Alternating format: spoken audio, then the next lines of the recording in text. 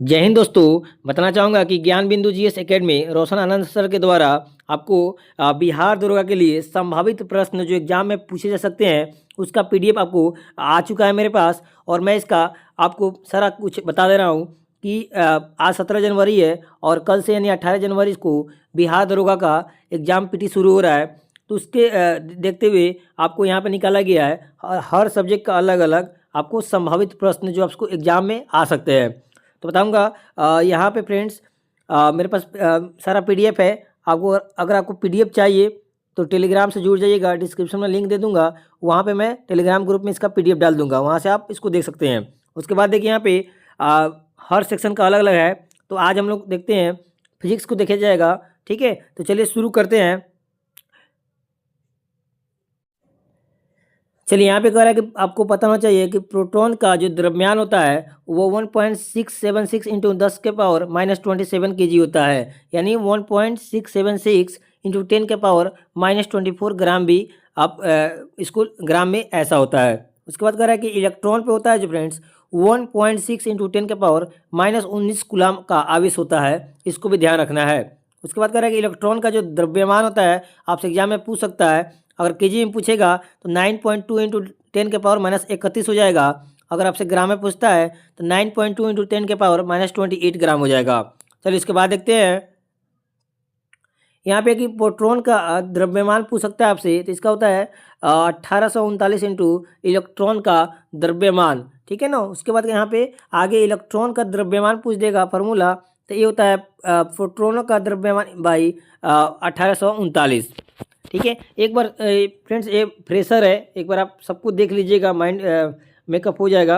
ये हो सकता है बहुत इंपॉर्टेंट है, एग्जाम में आपसे पूछ सकता है। ठीक है ना। चलिए इसके बाद कह रहा है कि न्यूट्रॉन जो होता है आवेशहीन होता है।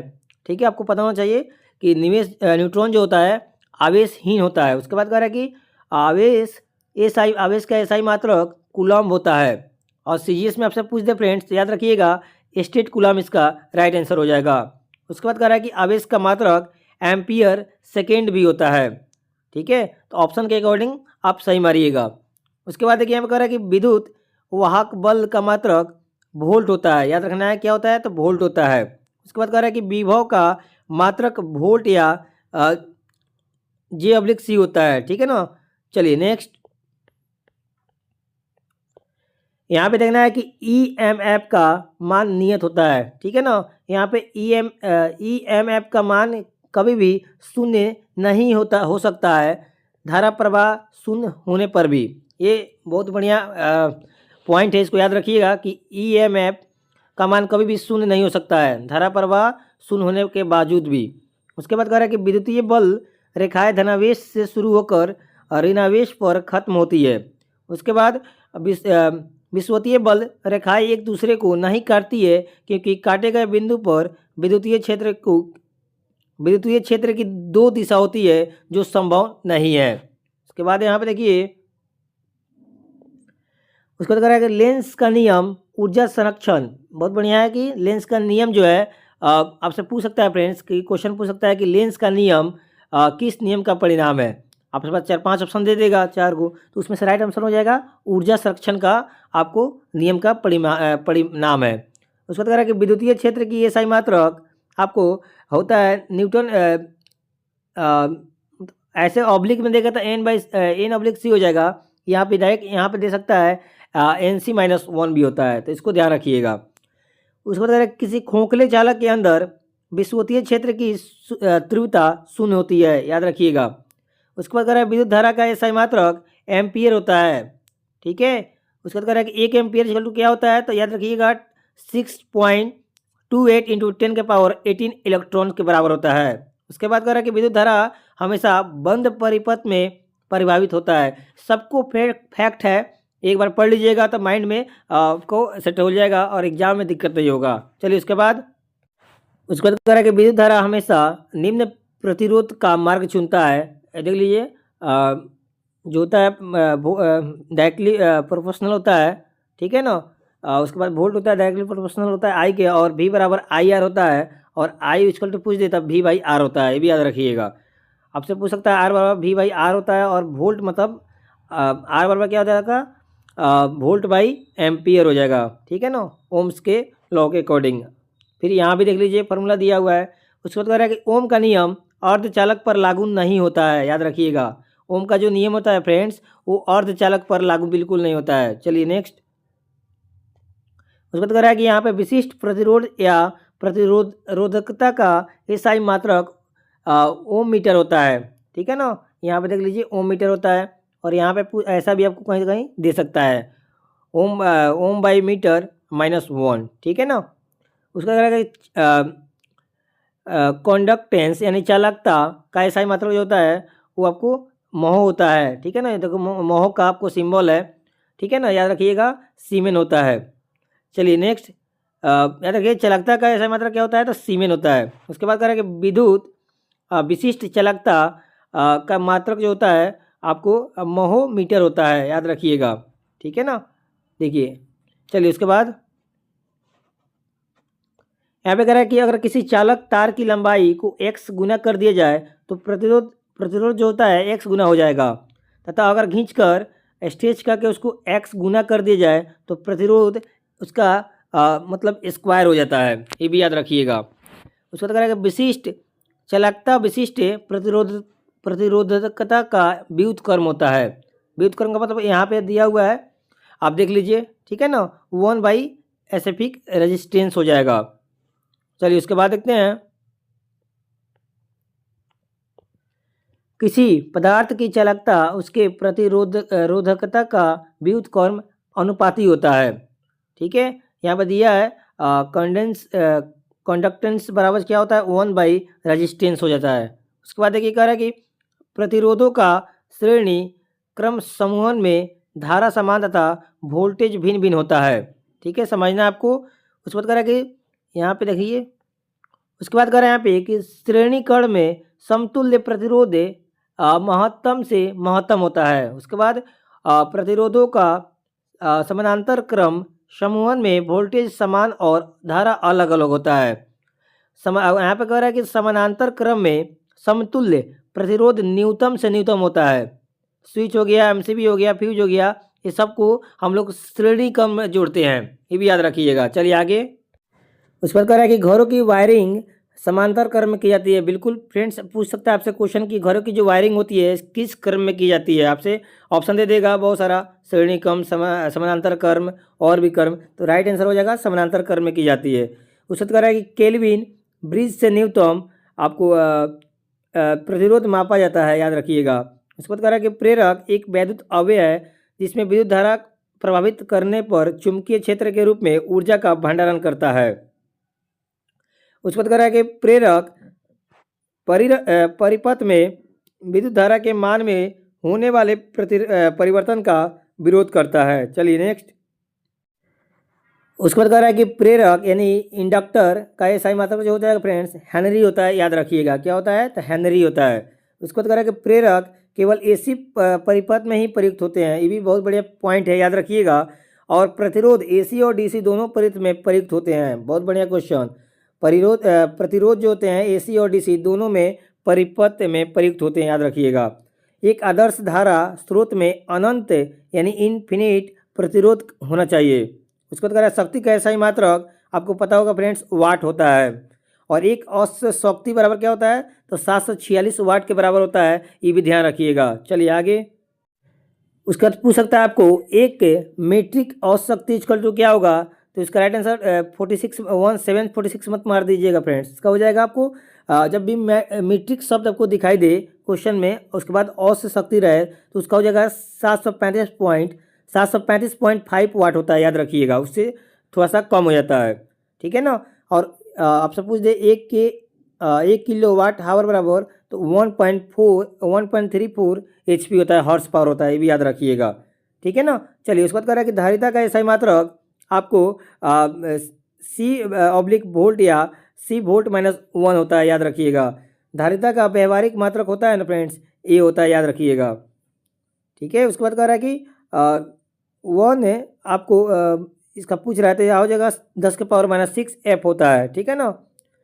उसके बाद यहाँ पे कह रहा है कि 1 F इक्वल टू पूछ सकता है आपको कितने कूलम्ब होते हैं, तो याद रखिएगा 96,500 कूलम्ब होते हैं।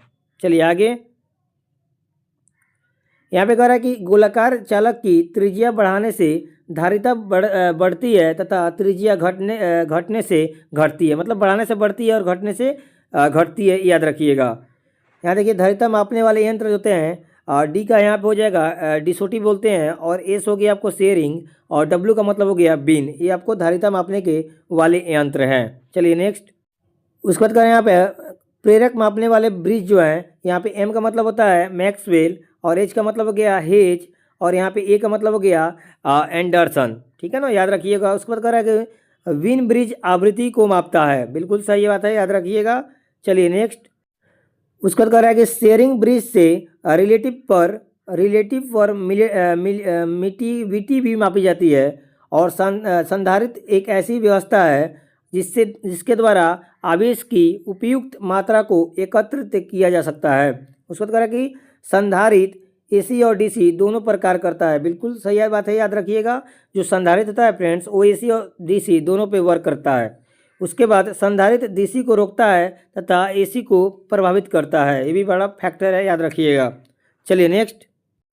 उसके बाद देखिए यहाँ पे प्रदीपन का मात्रक लक्स ये होता है या मीटर कैंडल होता है, और इसका 1 लक्स इक्वल टू 1 आपको लूमेन बाई 1 मीटर स्क्वायर होता है, ये भी याद रखिएगा। उसके बाद कह रहा है कि प्रदीप्ति पुंज का मात्रक होता है वो ल्यूमेन होता है, याद रखिएगा। और 1 ल्यूमेन इक्वल होता है 0.0016 वाट होता है, ये भी याद रखिएगा। चलिए नेक्स्ट। उसके बाद कह रहे हैं यहाँ पे कि प्रदीप्ति तीव्रता का ऐसा ही मात्रक होता है वो कैंडिला होता है, याद रखिएगा। बड़ा बढ़िया क्वेश्चन है। और एक कैंडल पावर इक्वल टू क्या होता है, तो 0.0201 वाट के बराबर होता है। उसके बाद कह रहा है कि लैंप की दक्षता लीमेन बाई वाट में मापी जाती है। उसके बाद कह रहा है कि ताप दीप्ति लैंपों में वायु रहित या बाई वाट में मापी जाती है, वायु रहित या वाट में मापी जाती है। उसके बाद कह रहा है कि बैटरी की दक्षता एम्पियर घंटे में व्यक्त की जाती है, याद रखिएगा। चलिए आगे। उसके बाद कह रहा है कि चार्जर एसी को डीसी में बदलता है, ठीक है ना, इसलिए चार्जर को रेक्टिफायर भी कहते हैं, याद रखिएगा। स्टोरेज बैटरी का प्रयोग अवधि बढ़ने में ट्रिकल चार्जिंग का मदद मिलता है। कम समय के लिए उच्च धारा पर चार्ज करना बूस्ट चार्जिंग कहलाता है, जिसको हम लोग फ्रेंड्स फास्ट चार्जिंग के नाम से जानते हैं। चलिए आगे देखते हैं। लेड एसिड सेल का अनुमानित कार्यकाल 2 से 5 वर्ष होता है, याद रखिएगा। और लिथियम सेल के उपयोग अवधि सर्वाधिक होती है। लिथियम सेल की उपयोग फ्रेंड्स अवधि जो होती है सर्वाधिक होती है, लगभग 3 से 4 वर्ष। उसके बाद लैपटॉप या मोबाइल में लिथियम आयन बैटरी का उपयोग किया जाता है, याद रखिएगा। उसके बाद कह रहा है कि टॉर्च, दीवार घड़ी, विद्युत घंटी इत्यादि उपकरणों में शुल्क सेल का मतलब ड्राई सेल का उपयोग किया जाता है। चलिए आगे। यहाँ पे दिया हुआ है टंगस्टन का गलनांक जो होता है फ्रेंड्स वो यार 3380 डिग्री सेल्सियस होता है, याद रखिएगा। और ब्रेजिंग का तापमान होता है 450 डिग्री सेल्सियस से अधिक होता है, और सोल्डरिंग का तापमान होता है 450 डिग्री से कम होता है। और सोल्डर सीसा और टीन का मिश्रण होता है। सोल्डर जो होता है फ्रेंड्स वो सीसा और टीन का मिश्रण कहलाता है। तापमान यहाँ पर दिया हुआ है, तापमान बीडिंग याद रखिएगा इससे छोटा, और यहाँ पे सोल्डिंग ब्रिजिंग जो भी दिया है देख लीजिए एक बार आप ध्यान से उसको, ठीक है। यहाँ पर मजबूती का दिया हुआ है भी देख लीजिए। और यहाँ पर कह रहा है कि चुंबकीय प्रभाव की खोज H.C. ऑस्टेड ने की थी। रासायनिक प्रभाव की खोज आपको माइकल फैराडे के द्वारा की गई थी, ये भी याद रखिएगा। किरचॉफ्स का प्रथम नियम आवेश या धारा के संरक्षण के सिद्धांत पर आधारित है, ये भी याद रखिएगा। उसके बाद यहाँ पे कह रहा है कि किरचॉफ्स का द्वितीय नियम ऊर्जा संरक्षण का सिद्धांत पर कार्य करता है। चलिए आगे देखते हैं।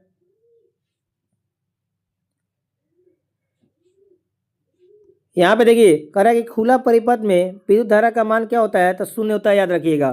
खुला परिपथ में वोल्टेज का मान 0 नहीं होता है। खुला परिपथ में प्रतिरोध इन्फिनाइट होता है, यानी अनंत होता है। 1 कूलम इक्वल टू क्या होता है 6.25 × 10⁻18 इलेक्ट्रॉन के बराबर होता है। अगर दो तार समानांतर में एक ही दिशा में धारा प्रभावित हो तो एक दूसरे को आकर्षित करते हैं, ये भी याद रखिएगा। उसके बाद कि टोस्टर का तापन अव्यय नाइक्रोम का बना होता है। रडार का पूरा नाम होता है friends radio detections and ragging होता है, याद रखिएगा। सक्रिय घटक परिपथ को ऊर्जा प्रदान करते हैं।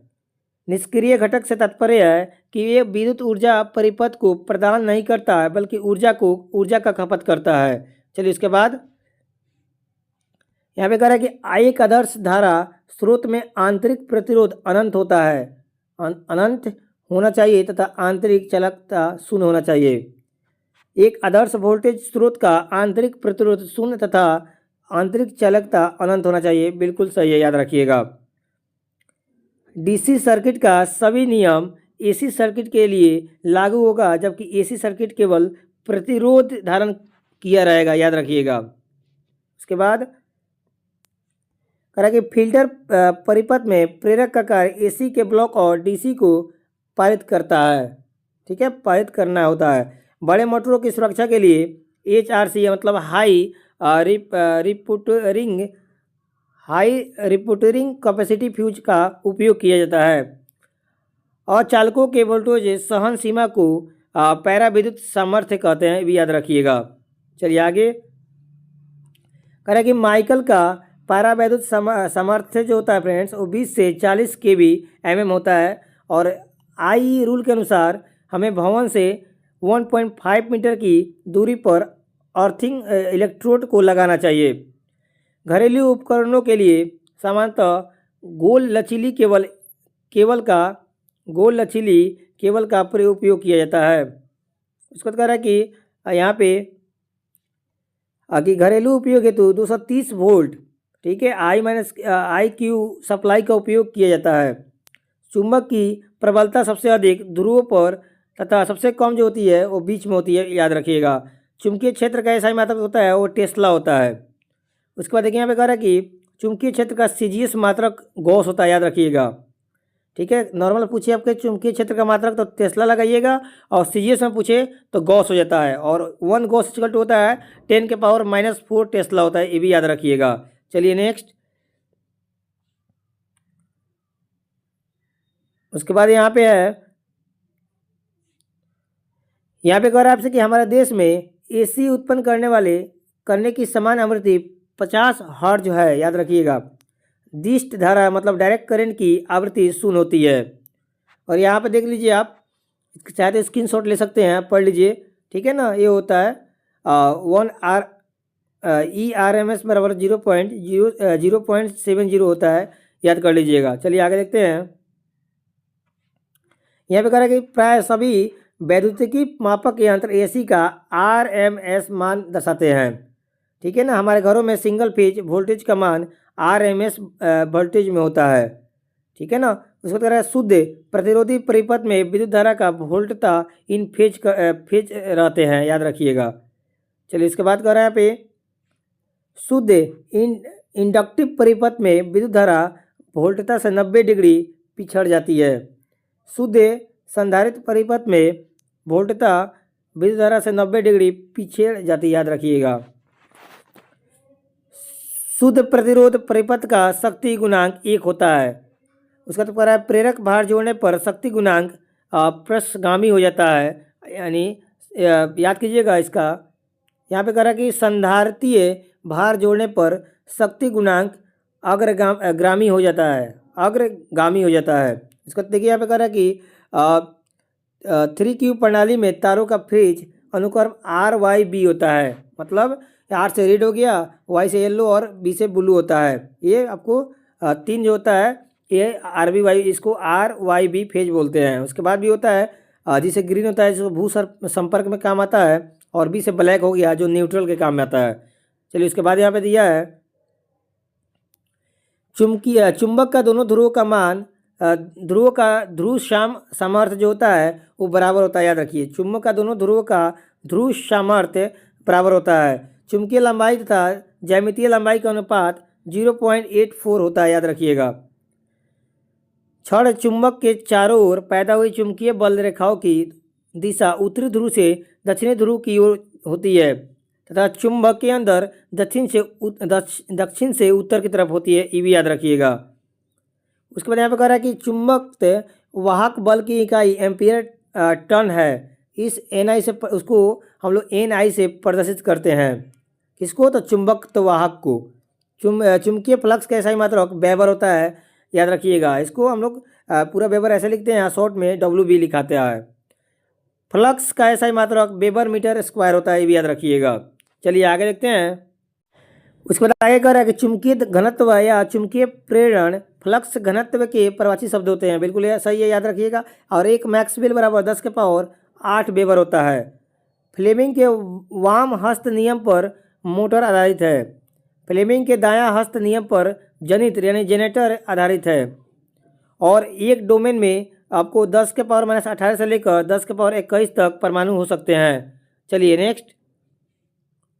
उसके बाद कह रहे हैं यहाँ पे सोलेनॉइड की क्रूड में सॉफ्ट आयरन का उपयोग किया जाता है या प्रयोग किया जाता है। पदार्थ का वो गुण जो पदार्थ में चुंबकीय फ्लक्स स्थापित करने में सहायक होता है उसे हम लोग परमियंस बोलते हैं, याद रखिएगा। ठीक है ना। BH लूप में से पदार्थ की चुंबकशीलता का पता चलता है।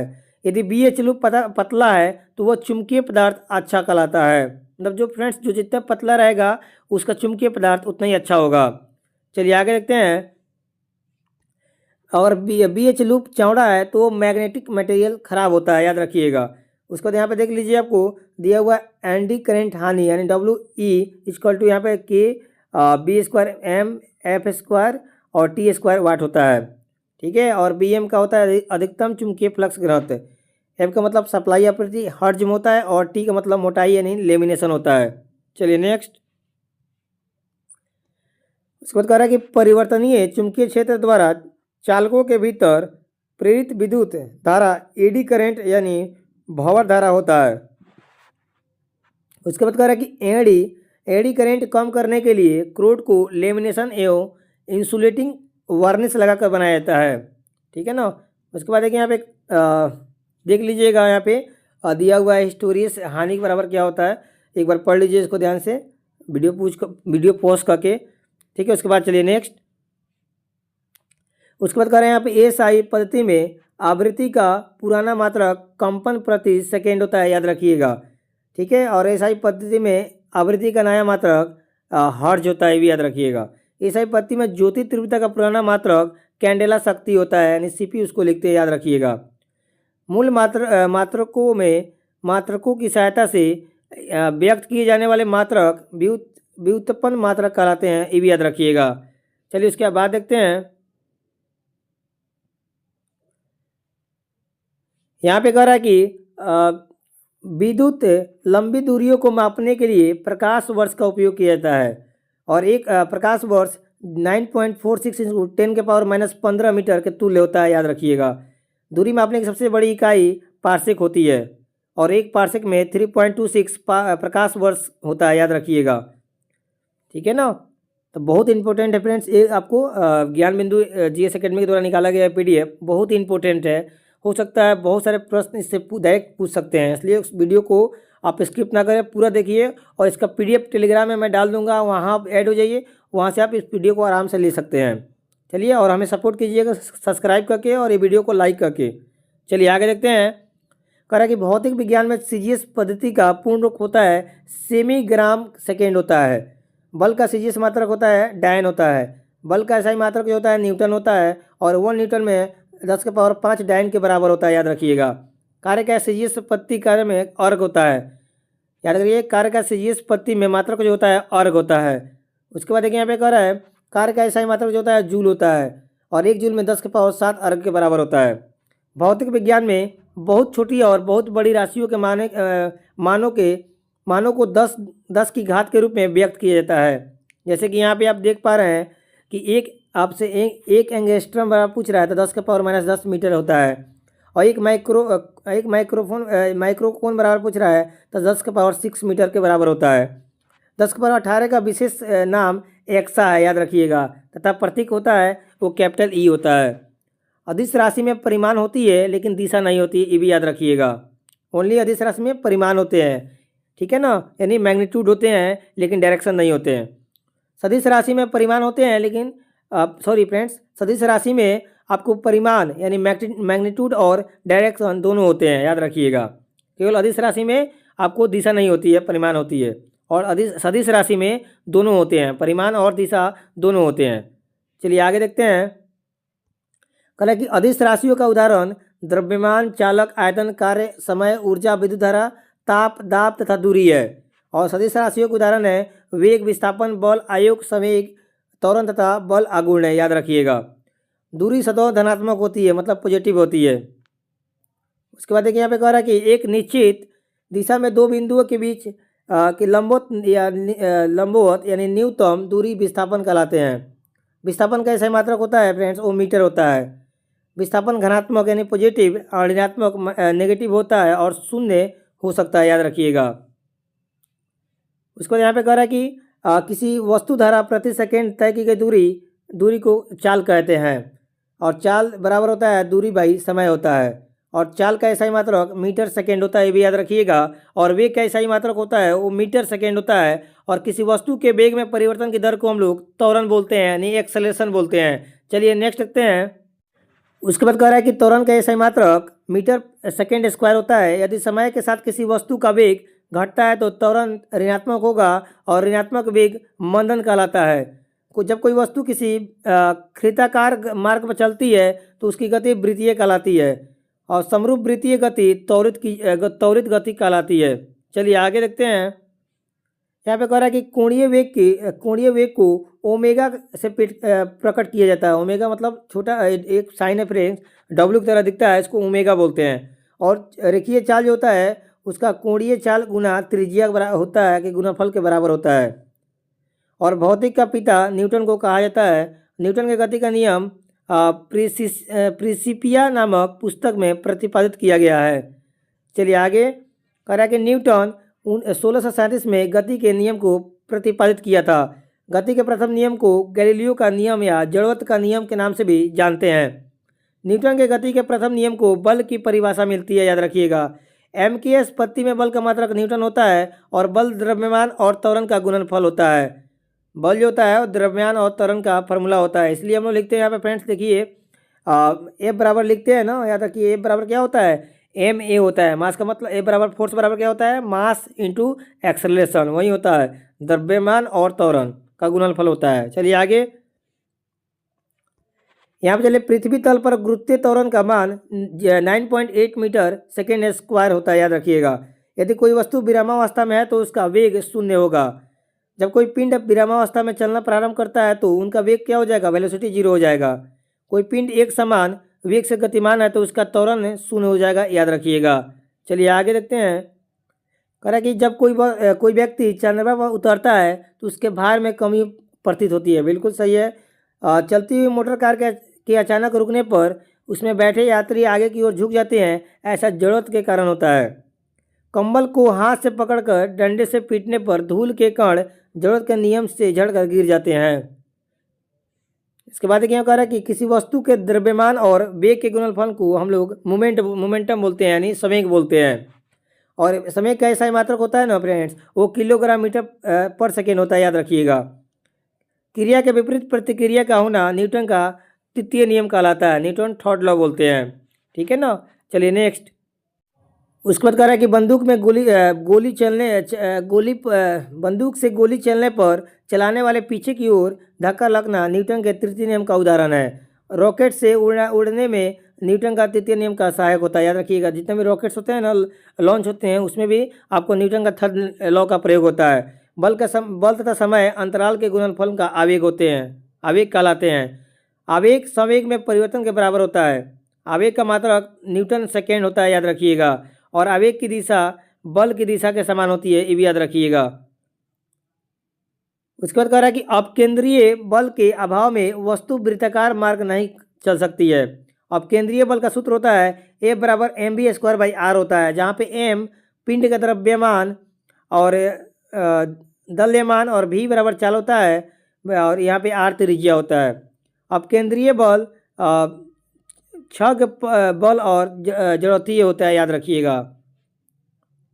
उसके बाद कह रहा है कि अपकीय बल की दिशा अपकेंद्रीय बल के विपरीत होता है। दूध से मक्खन निकालने की मशीन अपकेंद्रीय बल के सिद्धांत पर कार्य करती है। बल द्वारा एक पिंड को एक अक्ष से पारित घुमाने की प्रवृत्ति को हम लोग बल आघूर्ण कहते हैं। देखिए यहाँ पे कह रहा है कि बल आघूर्ण बल इंटू आघूर्ण भुजा के गुणनफल के तुल्य होता है। बल जो है आघूर्ण एक ही सदिश एक सदिश राशि है। बल आघूर्ण जो फ्रेंड्स है वो एक क्या है, सदिश राशि है। बल आघूर्ण का मात्रक जो हो जाएगा न्यूटन मीटर होता है और 1 किलोग्राम भार 9.8 न्यूटन के बराबर होता है। 1 kg इक्वल टू 9.8 न्यूटन होता है। उसके बाद कह रहा है कि एक व्यक्ति लिफ्ट पर खड़ा है और यदि डोरी टूट जाए तो उसे अपना भार 0 प्रतीत होगा।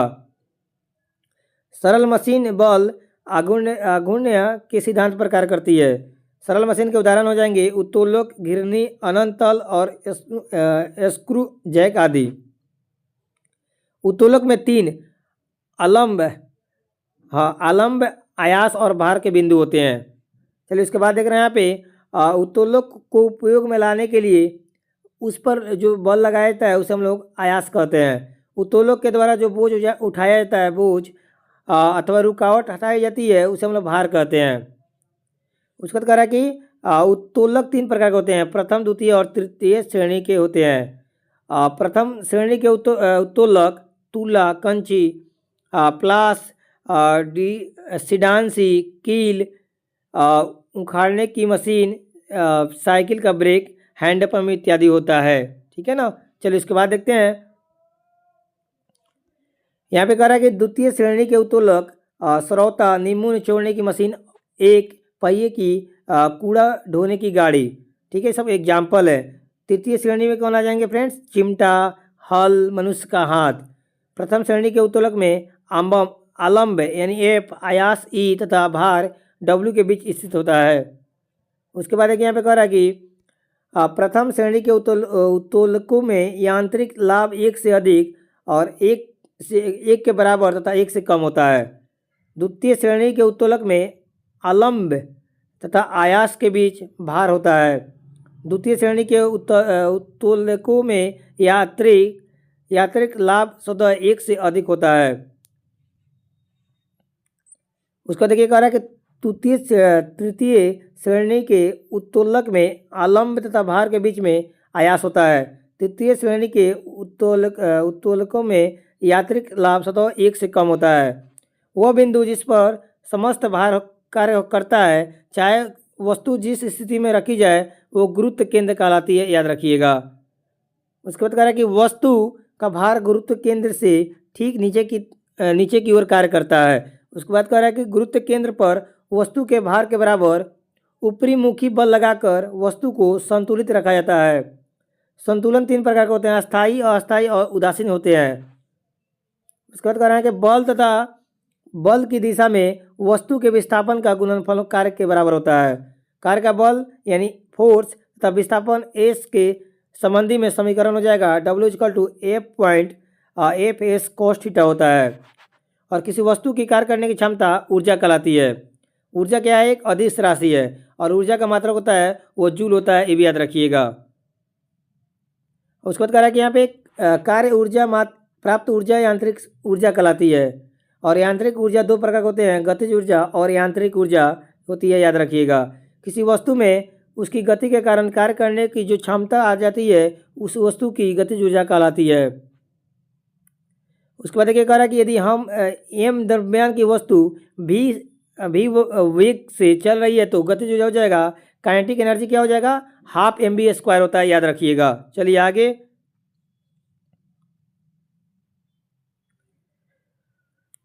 चलिए इसके बाद कहें यहाँ पे जब किसी वस्तु में विशेष अवस्था या स्थिति के कारण कार्य करने की क्षमता आ जाती है तो उसे हम लोग स्थितिक ऊर्जा कहते हैं, याद रखिएगा।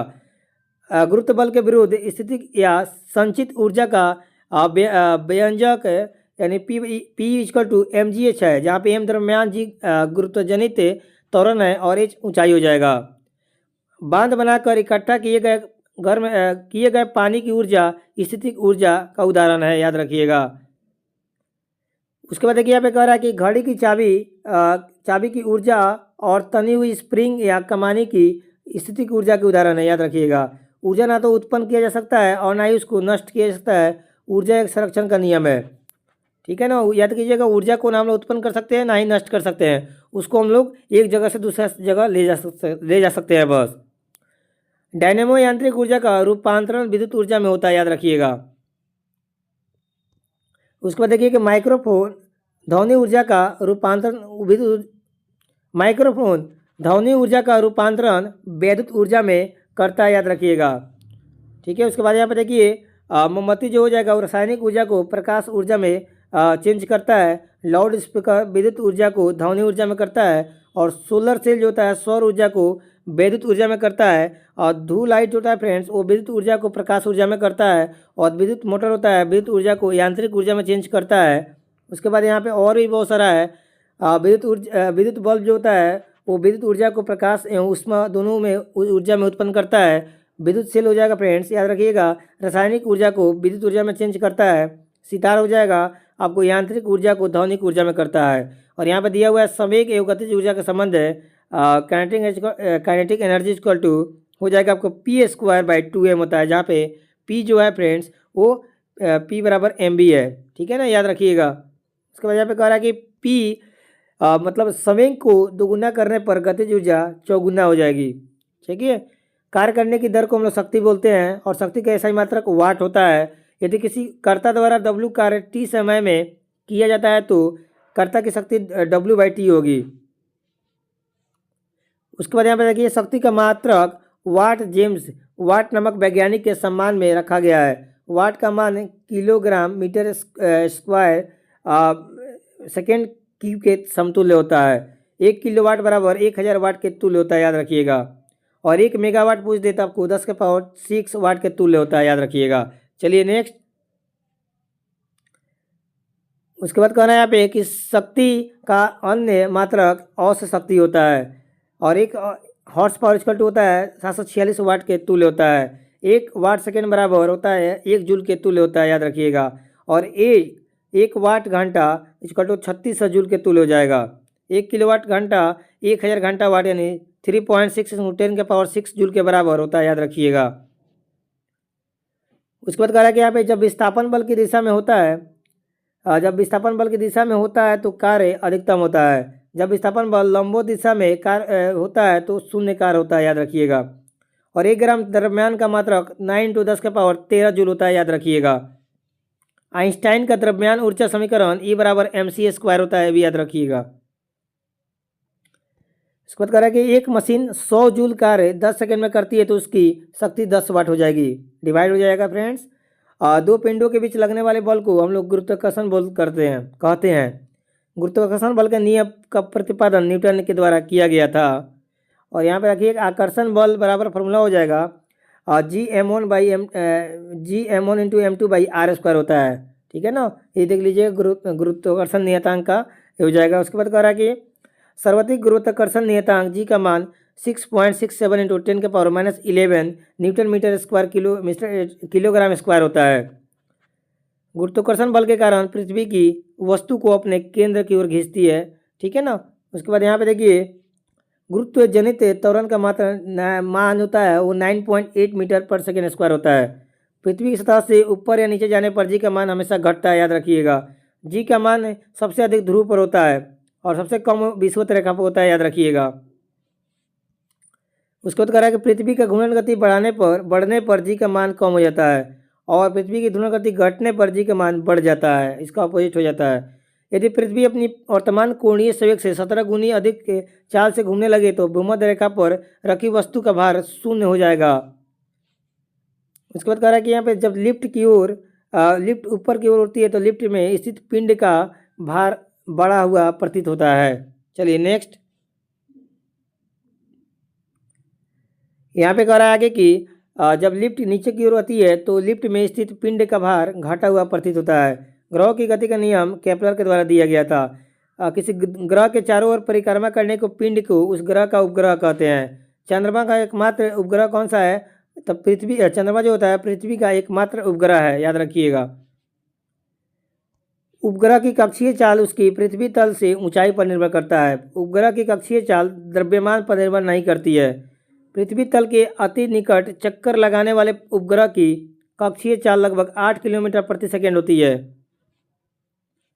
उपग्रह अपनी कक्षा में पृथ्वी का एक चक्कर लगाने में जितना समय लगता है उसे परिक्रमण चाल बोलते हैं, याद रखिएगा। पृथ्वी के अति निकट चक्कर लगाने वाले उपग्रह का परिक्रमण चाल परिक्रमण काल जो होता है वो 1 घंटा 24 मिनट का होता है। कितना होता है? 1 घंटा 24 मिनट का। भूस्थायी उपग्रह पृथ्वी तल से लगभग 36,000 किलोमीटर ऊंचाई पर रहकर पृथ्वी की परिक्रमा करते हैं। भूतुल्यकाली कक्षा में संचार उपग्रह स्थापित करने की संभावना सबसे अधिक आर्थर सी क्लार्क ने व्यक्ति ने की थी। प्लान वेग कक्षीय वेग का √2 गुना होता है। चंद्रमा पर गुरुत्वीय त्वरण का मान पृथ्वी पर गुरुत्वीय त्वरण का 1/6 होता है, याद रखिएगा। किसी सतह से एकांक क्षेत्रफल पर लगने वाले बल को हम लोग दाब बोलते हैं, मतलब प्रेशर बोलते हैं। दाब मतलब बल का मतलब फोर्स, और दाब प्रेशर का क्षेत्रफल होता है। एरिया हो जाएगा संबंध में P = यानी दाब बराबर क्या होता है, तो याद रखिएगा बल बाई क्षेत्रफल होता है। ठीक है ना। दाब का ऐसा ही मात्रक न्यूटन मीटर स्क्वायर या पास्कल होता है, याद रखिएगा। दाब एक प्रकार क्या है, तो अदिश राशि है। जब दाब को वह दाब जो पारे के 76 सेंटीमीटर लंबे कॉलम द्वारा 0 डिग्री सेल्सियस पर 45 डिग्री अंशांश पर समुद्र तल पर लगाया जाता है तो वायुमंडलीय दाब कहलाता है। वायुमंडलीय दाब का ऐसा मात्रक बार होता है, याद रखिएगा। और एक बार में 10⁵ न्यूटन मीटर स्क्वायर दाब के बराबर होता है। उसको तो कह रहा है पृथ्वी की सतह से ऊपर जाने पर वायुमंडलीय दाब कम होता है, और पहाड़ों पर खाना बनाने में कठिनाई के कारण वायुमंडलीय दाब की कमी हो जाती है। चलिए नेक्स्ट। यहाँ पे कह रहा है कि वायुयान में बैठे यात्री को फाउंटेन पेन में स्याही रिसने के कारण वायुमंडलीय दाब की कमी हो जाना है। वायुमंडलीय दाब को बैरोमीटर से मापते हैं, याद रखिएगा। यदि अचानक बैरोमीटर का पाठ्यांक गिर जाता है तो ये आंधी तूफान आने की संभावना का संकेत करता है। यदि बैरोमीटर या पाठ्यांक धीरे धीरे गिरता है तो वर्षा होने की संभावना होती है। यदि बैरोमीटर का पाठ्यांक धीरे धीरे ऊपर चढ़ता है तो दिन साफ होने की संभावना होती है। द्रव के अणुओं के द्वारा बर्तन की दीवार अथवा तली के प्रति एकांक क्षेत्रफल पर लगने वाले बल को हम लोग द्रव का दाब कहते हैं। स्थिर द्रव्य में एक ही क्षैतिज तल में स्थित सभी बिंदुओं पर दाब समान होते हैं। उसके बाद कह रहा है कि द्रव के भीतर किसी बिंदु पर दाब स्वतंत्र तल से बिंदु की गहराई के अनुक्रमानुपाती होता है। किसी बिंदु पर द्रव के घनत्व पर निर्भर करता है।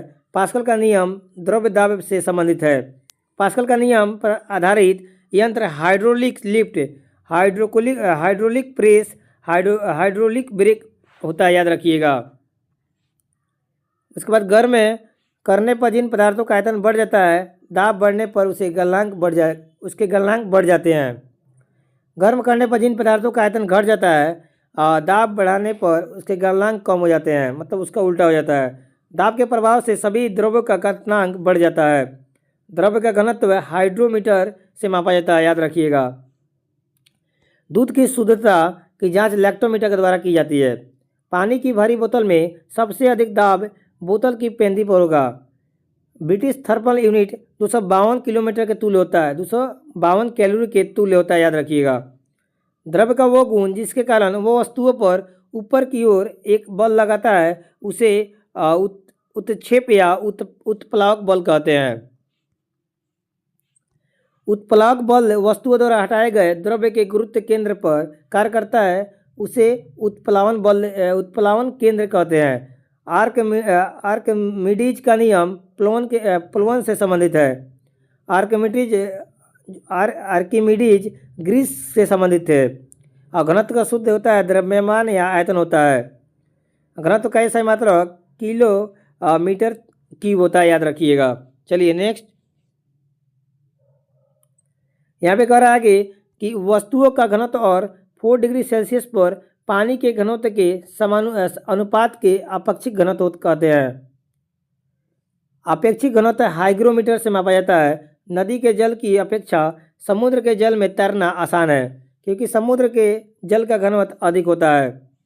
एक बर्फ का टुकड़ा पानी पर तैरता है तो उसके कुल आयतन का 1/10वां भाग पानी के ऊपर रहता है। चलिए आगे देखते हैं। यदि कोई नाव अपने आयतन के बराबर पानी हटाने पर वह डूब जाएगी। ठीक है ना, कोई नाव अपने आयतन के बराबर पानी हटाने पर क्या हो जाएगी, डूब जाएगी। उत्प्लावन केंद्र से जाने वाली रेखा जिस बिंदु पर ऊर्ध्व रेखा को काटती है उस बिंदु को मृत केंद्र कहते हैं। पारे का हिमांक होता है फ्रेंड्स वो याद रखिएगा आपको 39 डिग्री सेल्सियस होता है। ठीक है ना। एक ही पदार्थ के अणु के मध्य लगने वाले आकर्षण बल को संसंजक बल कहते हैं। चलिए इसके बाद कह रहा है कि गैसों में संसंजक बल का मान नगण्य होता है। दो भिन्न पदार्थों के अणु के बीच लगने वाले बल आकर्षण बल को असंजक बल कहते हैं। असंजक बल के कारण एक वस्तु दूसरी से चिपकती है। पृष्ठ तनाव का ऐसा मात्रक न्यूटन मीटर होता है। द्रव का ताप बढ़ने पर पृष्ठ तनाव कम हो जाता है। उसके बाद देखिए द्रव का ताप आंतरिक ताप बढ़ने पर पृष्ठ तनाव शून्य हो जाता है। जल की बूंद पृष्ठ तनाव के कारण गोल होती है। पानी के ऊपर तेल तैरता है क्योंकि तेल का पृष्ठ तनाव पानी से कम होता है। एक ऐसी खोखली नली जिसकी त्रिज्या बहुत कम या एक समान होती है वो केस नली कहलाती है। ठीक है। उसके बाद ये कह रहा है कि केस नली में द्रव के ऊपर चढ़ने या नीचे उतरने की घटना को हम लोग कुशिकित्व बोलते हैं। याद रखिएगा कुशिकत्व कहते हैं। लालटेन या लैंप की बत्ती में कुशिकत्व के कारण ही तेल ऊपर चढ़ पाता है। पेड़ पौधे की शाखाओं तनों और पत्तियों तक जल और आवश्यक लवण कुशिकत्व के कारण ही पहुंच पाता है। साबुन के घोल के बुलबुले बड़े बनते हैं क्योंकि जल में साबुन घुलने पर उसका पृष्ठ तनाव कम हो जाता है। गर्म द्रव्य पृष्ठ तनाव कम होने के कारण गर्म सूप स्वादिष्ट लगता है। चलिए आगे देखते हैं। यहाँ पे कह रहा है कि श्यानता केवल द्रव्यों तथा गैसों का गुण है। अणुओं के मध्य लगने वाले संसंजक बल के कारण द्रव्यों में श्यानता होती है। गैसों में श्यानता इसकी एक परत से दूसरी परत में अणुओं के स्थानांतरण के कारण होता है। गैसों में श्यानता द्रव्यों की तुलना में बहुत कम होती है। एक आदर्श तरल की श्यानता शून्य होती है। याद रखिएगा। उसके बाद देखिए यहाँ पे कह रहा है कि ताप बढ़ने पर द्रव्यों की श्यानता घट जाती है। ताप बढ़ने पर गैसों की श्यानता बढ़ जाती है। किसी तरल की श्यानता को उसके श्यानता गुणांक द्वारा मापा जाता है। किसी तरल का श्यानता का ऐसा मात्रक आपको डेका पॉइज या पॉइजली यानी पीआई या पास्कल सेकेंड होता है। याद रखिएगा। उसके बाद देखिए कह रहा है कि सीमांत वेग की अवस्था में वस्तु पर कार्य करने वाले सभी बलों का योग होता है वो शून्य होता है। सीमांत वेग वस्तु की त्रिज्या के अनुक्रमानुपाती होता है। धारा रेखीय प्रवाह के महत्तम वेग को हम लोग क्रांतिक वेग बोलते हैं। क्रांतिक वेग कहते हैं। यदि द्रव्य प्रवाह का वेग क्रांतिक वेग से कम होता है तो उसका प्रवाह द्रव्य की श्यानता पर निर्भर करता है। उसके बाद देखिए यहाँ पे कह रहा है कि यदि द्रव प्रवाह का वेग उसके क्रांतिक वेग से अधिक होता है तो उसका प्रवाह द्रव्य से घनत्व पर निर्भर करता है। प्रवाह द्रव के घनत्व पर निर्भर करेगा। नली में द्रव के प्रवाह की दर को हम लोग वेंचुरी मीटर द्वारा ज्ञात करते हैं। पानी का पृष्ठ तनाव अधिक होता है जिसके कारण मच्छर के लार्वा तैरते हैं। उसके बाद देखिए कह रहा है कि पानी में केरोसिन तेल डालने से पृष्ठ तनाव कम हो जाता है जिससे लार्वा डूबकर मर जाते हैं। किसी तार पर विरूपक बल लगाने पर उसकी प्रारंभिक लंबाई एल में वृद्धि होती है। याद रखिएगा। ठीक है। उसके बाद कह रहा है कि प्रति बल और विकृति के अनुपात को तार के पदार्थ की प्रत्यास्थता का यंग मापांक कहते हैं। उसके बाद कह रहा है कि प्रत्यास्थता की सीमा में किसी वस्तु में उत्पन्न विकृति उस वस्तु पर लगाए गए प्रतिबल में अनुक्रमानुपाती होती है। यह हुक का नियम कहता है। प्रत्यास्थता गुणांक का ऐसा मात्रक न्यूटन मीटर -2 या पास्कल कह सकते हैं इसका होता है। चलिए नेक्स्ट। चलिए इसके बाद कह रहा है कि अनुदैर्ध्य प्रतिबल और अनुदैर्ध्य विकृति के अनुपात को यंग या प्रत्यास्थता गुणांक कहते हैं। यदि विकृति आयतन में हो तो उसका आयतन प्रत्यास्थता गुणांक कहते हैं। अपरूपण विकृति के लिए आयतन प्रत्यास्थता गुणांक को दृढ़ता गुणांक के नाम से जानते हैं। चलिए उसके बाद कह रहा है यहाँ पे किसी पिंड की साम्य स्थिति के इधर उधर गति करने को दोलन अथवा काल्पनिक गति कहते हैं। एक दोलन पूरा करने के समय को आवर्तकाल कहते हैं। कंपन करने वाली वस्तु एक सेकेंड में जितना कंपन करती है उसे हम लोग आवृत्ति कहते हैं। आवृत्ति का ऐसा मात्रक हर्ट्ज होता है या प्रति सेकेंड होता है, याद रखिएगा। यहाँ पे देखिए आवृत्ति या आवर्तकाल में संबंध जो होता है एन बराबर 1/t होता है, जहाँ पे एन आवृत्ति है और t आपको आवर्तकाल है, याद रखिएगा। सरल आवर्त गति में गतिशील कण के महत्तम विस्थापन पर त्वरण का मान 0 होता है। यदि किसी सरल लोलक की लंबाई 4% बढ़ा दी जाए तो आपको उसका आवर्तकाल 2% बढ़ जाएगा। कह रहा है कि किसी पेंडुलम की लंबाई दोगुनी कर देने पर उसका आवर्तकाल √2 गुना बढ़ जाएगा। यदि डोरी की प्रभावी लंबाई L एवं गुरुत्वीय त्वरण G हो तो सरल लोलक का आवर्तकाल का सूत्र हो जाएगा T = 2π √L/G हो जाएगा। इसका देख लीजिएगा, यहाँ पे दिया हुआ है। सरल आवर्त गति निष्पादित करने वाले यंत्र को आवर्तकाल बल नियतांक पर निर्भर करता है। यदि लोलक को किसी साम्य स्थिति से थोड़ा विस्थापित करके छोड़ दिए तो उसकी गति सरल आवर्त की गति की तरह होती है। आवर्तकाल लोलक के द्रव्यमान पर निर्भर नहीं करता है। यदि किसी लोलक के घड़ी को पृथ्वी तल से ऊपर या नीचे जाया जाए तो घड़ी का आवर्तकाल बढ़ जाएगा। यदि लोलक की घड़ी को उपग्रह पर ले जाएं तो वहाँ पे भारहीनता के कारण आवर्तकाल अनंत हो जाएगा, इन्फिनिट हो जाएगा। यदि गर्मियों में लोलक की लंबाई बढ़ जाए तो उसका आवर्तकाल बढ़ जाएगा। और इसी का उल्टा क्या हो जाएगा कि सर्दियों में लोलक की लंबाई कम हो जाए तो उसका आवर्तकाल कम हो जाएगा। मतलब बढ़ेगा तो बढ़ जाएगा, घटेगा तो घट जाएगा। चलिए नेक्स्ट। यहाँ पे कह रहा है कि ये चंद्रमा पर लोलक घड़ी को ले जाने पर उसका आवर्तकाल बढ़ जाएगा, क्योंकि चंद्रमा का जी का मान पृथ्वी के जी के मान का 1/6 होता है। तरंगों के मुख्यतः 2 भाग होते हैं, यांत्रिक तरंग और अयांत्रिक तरंग में बांटा जा सकता है। यांत्रिक तरंगे को मुख्यतः 2 भागों में अनुदैर्ध्य तरंगे और अनुपस्थ तरंगे में बांटा गया है। कह रहा है कि जो तरंगे सुनने की संवेदना उत्पन्न करती है ध्वनि तरंग कहलाती है। अनुप्रस्थ तरंगे केवल ठोस माध्यम में एक द्रव्य के ऊपरी सतह पर उत्पन्न की जा सकती है। ध्वनि अनुदैर्ध्य तरंग के उदाहरण है। किसी माध्यम में विक्षोभ के संचरण को तरंगे कहते हैं। उसके बाद ये कह रहा है कि सभी विद्युत चुम्बकीय तरंगे की चाल प्रकाश की चाल के बराबर होती है। सभी विद्युत चुम्बकीय तरंगे फोटोन की बनी होती है। विद्युत चुम्बकीय तरंगे का तरंगदैर्ध्य परिसर जो होता है 10⁻⁻14 मीटर से लेकर 10⁻4 मीटर तक होता है, याद रखिएगा। विद्युत चुम्बकीय तरंगे की अवधारणा का प्रतिपादन मैक्सवेल ने किया था। उसके बाद कह रहा है कि नाभिकीय अभिक्रिया तथा कृत्रिम रेडियो धार्मिकता में गामा किरणें की खोज बैकुरल के द्वारा किया गया था। चिकित्सा और औद्योगिक क्षेत्र में एक्स किरणें का उपयोग किया जाता है। एक्स किरणें की खोज रो एंडजन ने किया था। प्रकाश वैद्युत प्रभाव को उत्पन्न करने और जीवाणुओं को नष्ट करने की परावैंगनिक किरणों का उपयोग किया जाता है। परावैंगनिक किरणें का खोज रिटर द्वारा किया गया था। वस्तुओं को देखने के लिए दृश्य विकिरण का उपयोग किया जाता है। दृश्य विकिरण की खोज न्यूटन के द्वारा की गई थी। कोहरे में फोटोग्राफी करने में अतिरिक्त विकिरण का उपयोग किया जाता है। औरक्त के विकिरण की खोज हर्शल के द्वारा की गई है, याद रखिएगा।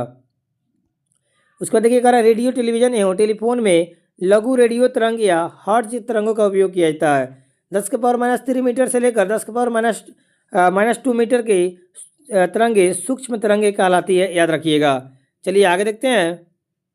यहाँ पे कह रहा है कि तरंग गति में समान कला में कंपन करने वाले 2 क्रमागत कणों के बीच की दूरी को हम लोग तरंगदैर्ध्य बोलते हैं। तरंगदैर्ध्य की आवृत्ति n है और तरंगदैर्ध्य उसको हम इसका साइन होता है सिंबल।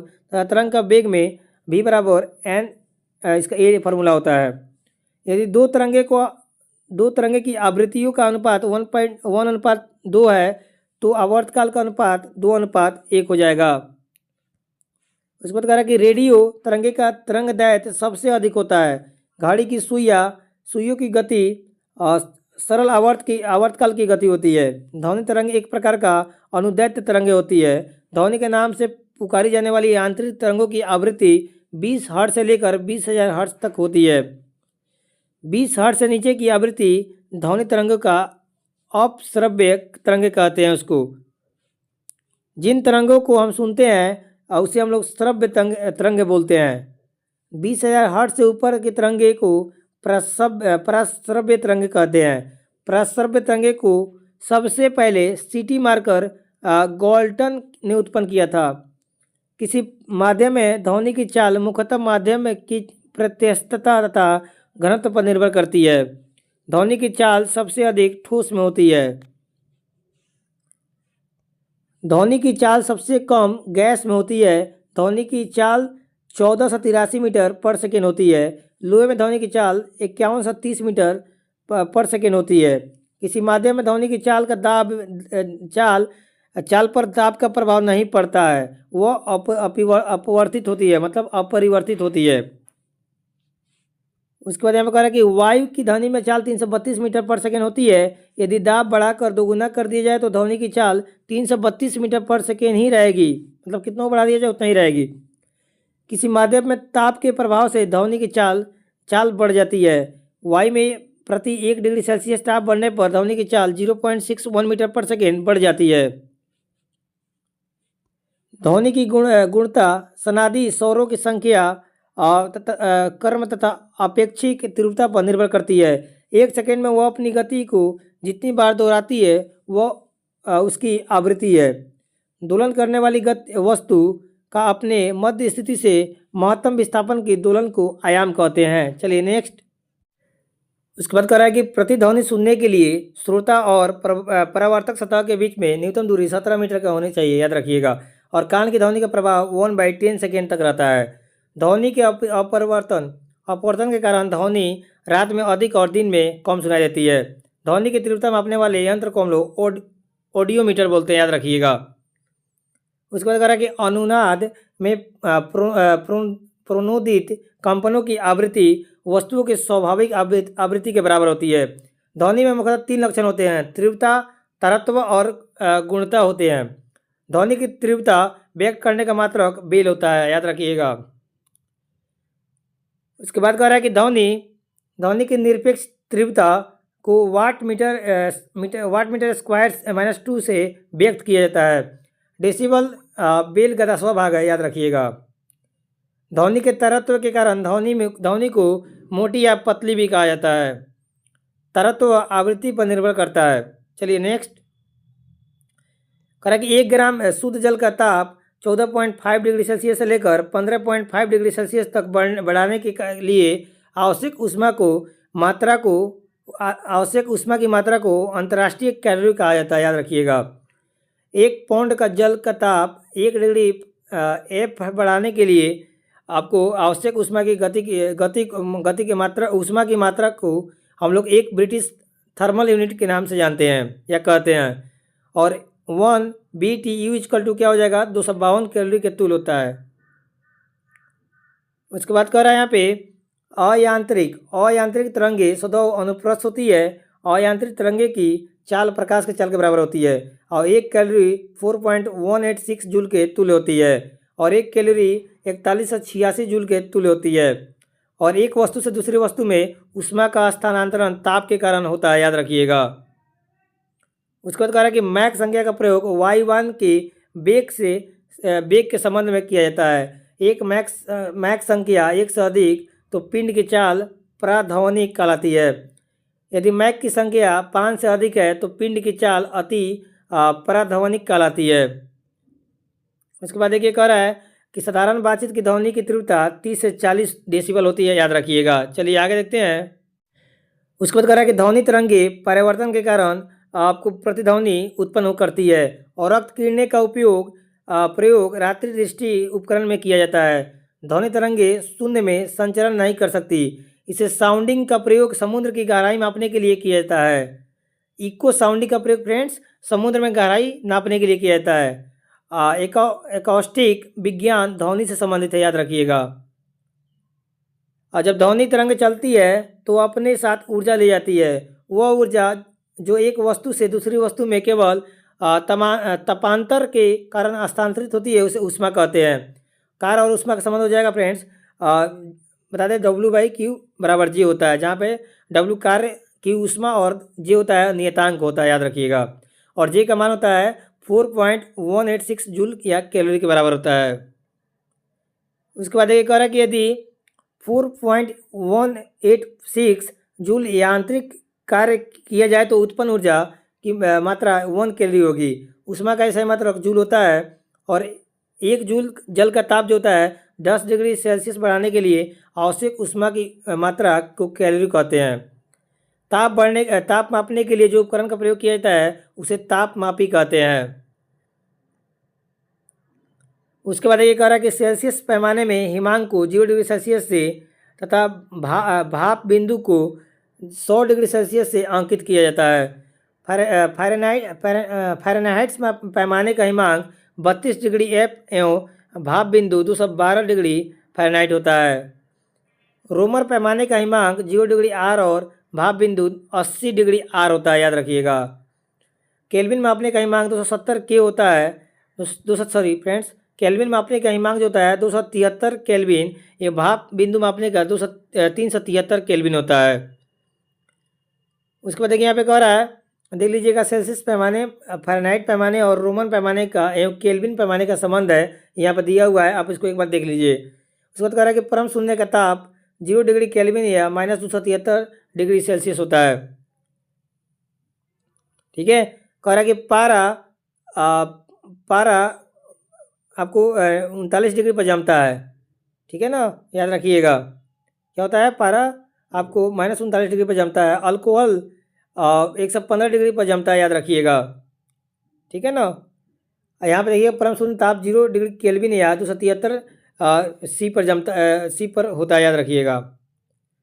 उसके बाद कह रहे हैं यहाँ पे 30 डिग्री सेल्सियस से 350 डिग्री सेल्सियस तक ताप को मापने के लिए द्रव्य तापमापी प्रयोग किया जाता है। 200 डिग्री सेल्सियस से 1200 तक का तापों को प्लेटिनियम प्रतिरोधी तापमापी द्वारा मापा जाता है। और 200 डिग्री सेल्सियस से लेकर 1600 डिग्री सेल्सियस तक के तापों को मापने के लिए तापयुक्त तापमापी का प्रयोग किया जाता है। चलिए इसके बाद कर रहे हैं यहाँ पे सूर्य का ताप पूर्ण विकिरण तापमापी से मापा जाता है। चलिए नेक्स्ट, उसके बाद कर रहे हैं कि पूर्ण विकिरण उत्तापमापी स्टीफन के नियम पर आधारित है। उच्च ताप पर किसी वस्तु के उत्सर्जित विकिरण की मात्रा इसके परम ताप के चतुर्थ घात के अनुक्रमानुपाती होती है। यह नियम स्टीफन का है। ऊष्मा का वो मात्रक जो उस पदार्थ के एकांक द्रव्यमान में एकांक वृद्धि उत्पन्न करती है, पदार्थ की विशिष्ट ऊष्मा कहलाती है। उसके बाद कह रहा है कि विशिष्ट ऊष्मा का ऐसा मात्रक जूल किलोग्राम केल्विन होता है, याद रखिएगा। जल की विशिष्ट ऊष्मा का धारिता का मात्रक आपको कैलोरी या ग्राम डिग्री सेल्सियस होता है। किसी पदार्थ की रेखीय प्रसार गुणांक, क्षेत्रीय प्रसार गुणांक तथा आयतन आपको प्रसार गुणांक आपको अल्फा बीटा गामा 1:2:3 के संबंध में होता है। उसके बाद देखिए कह रहा है कि रेखीय प्रसार गुणांक के क्षेत्रफल एवं क्षेत्रीय प्रसार गुणांक आपको A2 अल्फा के संबंध में है। रेखीय प्रसार गुणांक यानी अल्फा एवं क्षेत्रीय प्रसार गुणांक यानी गामा में आपको 3 अल्फा का संबंध है। 4 डिग्री ताप पर जल का घनत्व सबसे अधिक होता है, याद रखिएगा। ऊष्मा के संचरण की 3 चालन, संवहन और विकिरण विधियाँ होती है। 9 चालकों द्वारा सुनार का अधिकतम प्रयोग में लाया जाता है। ध्वनि का तरत्व आवृत्ति पर निर्भर करता है। ठोस में ऊष्मा का संचरण चालन विधि के द्वारा होता है, याद रखिएगा। चलिए इसके बाद देखते हैं, संवहन विधि में ऊष्मा का संचरण पदार्थ के कणों के स्थानांतरण के द्वारा होता है। गैसों एवं द्रव्यों में ऊष्मा का संचरण संवहन द्वारा होता है। वायुमंडलीय संवहन विधि द्वारा गर्म होता है।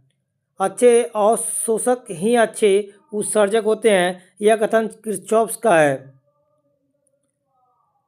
उसके बाद कह रहा है कि किसी वस्तु की उत्सर्जन क्षमता उसके ताप परम ताप के मध्य में होता है, संबंध होता है। आपको यहाँ पे दिया हुआ है ई डायरेक्टली प्रोपोर्शनल T4 या ई बराबर लेमडा T4 बराबर, जहाँ पर नियतांक इसे स्टीफन नियतांक कहते हैं। देख लीजिएगा, इसको हम लोग बोलते हैं स्टीफन नियतांक कहते हैं। अवस्था परिवर्तन में पदार्थ की ताप नहीं बदलता। वह बिंदु जिस पर तीनों अवस्थाएं ठोस, तरल और गैस एक साथ पाई जाती है उसको हम लोग त्रिक बिंदु के नाम से जानते हैं। चलिए नेक्स्ट। उसके बाद कह रहा है कि निश्चित ताप पर ठोस का द्रव में बदलना गलन कहलाता है। इस निश्चित ताप को ठोस का गलनांक कहते हैं। निश्चित ताप पर द्रव्य का ठोस में बदलना हिमीकरण कहलाता है, और तथा निश्चित ताप को हम द्रव का हिमांक कहते हैं। नियत ताप पर पदार्थ की अवस्था में परिवर्तन के दर को ऊष्मा की आवश्यकता होती है, इसे पदार्थ की गुप्त ऊष्मा कहते हैं। उसके बाद कह रहा है कि नियत ताप पर ठोस के एकांक द्रव्यमान को द्रव्य में बदलने के लिए आवश्यक ऊष्मा की मात्रा को गलन की गुप्त ऊष्मा कहते हैं। बर्फ के लिए गलन की गुप्त ऊष्मा का मान 80 कैलोरी ग्राम होता है। जल के लिए वाष्पन की गुप्त ऊष्मा का मान 540 कैलोरी ग्राम होता है, याद रखिएगा। उसके बाद कह रहा है कि पदार्थ की गुप्त ऊष्मा और पदार्थ का द्रव्यमान और अवस्था परिवर्तन के लिए आवश्यक ऊष्मा का संबंध जो हो जाएगा ml हो जाएगा। गुप्त ऊष्मा का ऐसा मात्रक जूल क्रिया होता है, और उबलते जल की अपेक्षा भाप से निकलने वाले भाप से जलने पर अधिक कष्ट होता है, क्योंकि जल की अपेक्षा भाप की गुप्त ऊष्मा अधिक होती है। उसके बाद कह रहा है कि कुल्फी, आइसक्रीम आदि बनाने में हिम मिश्रण का उपयोग किया जाता है, और निश्चित ताप पर द्रव्य का वाष्प में बदलना वाष्पन कहलाता है, तथा इसे निश्चित ताप को द्रव्य का क्वथनांक भी कहते हैं। निश्चित ताप पर वाष्प के द्रव में बदलना संघनन कहलाता है। दाब बढ़ने पर क्वथनांक भी बढ़ता है, याद रखिएगा। और यहाँ पर कह रहा है अशुद्धि मिलाने पर द्रव का क्वथनांक बढ़ता है। द्रव की खुली सतह से प्रत्येक ताप पर धीरे धीरे द्रव्य का अपनी वाष्प में बदलना वाष्पीकरण कहलाता है। अपेक्षित आर्द्रता मापने के लिए हाइग्रोमीटर का प्रयोग किया जाता है। ताप बढ़ने पर अपेक्षित आर्द्रता भी बढ़ जाता है।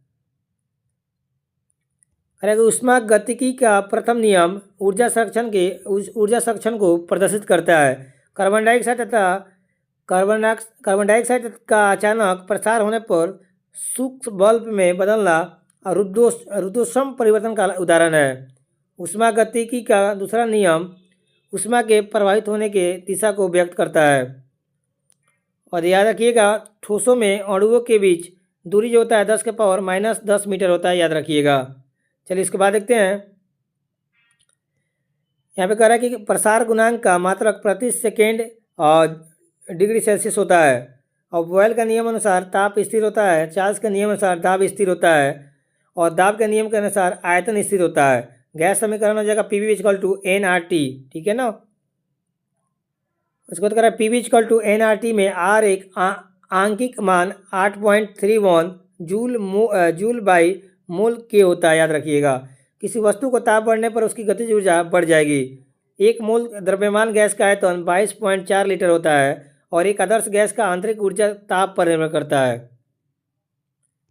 किसी आदर्श गैस का दाब एवं उसके आयतन की एकांक गतिज ऊर्जा संबंध है। P = 2/E होता है, जहाँ पे E गतिज ऊर्जा है। स्वस्थ मनुष्य का तापमान 98.6 डिग्री फ़ारेनहाइट होता है, याद रखिएगा। स्वस्थ मनुष्य का तापमान सेल्सियस के पैमाने पर 36.9 डिग्री सेल्सियस या 37 डिग्री सेल्सियस होता है। दो वस्तुएं को ताप में फ़ारेनहाइट में पैमाने पर 63 डिग्री फ़ारेनहाइट का अंतर है, जो सेल्सियस पैमाने पर यह अंतर 35 डिग्री सेल्सियस होता है। आंतरिक ऊर्जा की संकल्पना ऊष्मागतिकी के प्रथम नियम से है। समतापीय परिवर्तन में ताप अपरिवर्तित रहती है। ठोस कपूर से कपूर वाष्प बनाने की प्रक्रिया को हम लोग ऊर्ध्वपातन कहते हैं। 40 डिग्री पर फ़ारेनहाइट पैमाना सेल्सियस पैमाना का समान होता है। किसी ताप के गोले को गर्म करने पर आयतन वृद्धि होती है। सेल्सियस पैमाने और फ़ारेनहाइट पैमाने का संबंध जो होता है ना, AC/5 = F - 32/9 होता है, याद रखिएगा। केल्विन पैमाने पर सेल्सियस पैमाने का संबंध K = C ± 273 होता है। और यहाँ पर दिया हुआ है आपको सेल्सियस पैमाने पर केल्विन पैमाने एवं फ़ारेनहाइट पैमाने में क्या अंतर है, तो आप देख लीजिएगा, ये अंतर होता है आपको। उसके बाद कह रहा है कि आणविक संगठन के द्वारा ऊष्मा का संप्रेषण संवहन कहलाता है। बोलोमीटर वो एक यंत्र है जो ऊष्मीय विसरण मापता है। चलिए नेक्स्ट।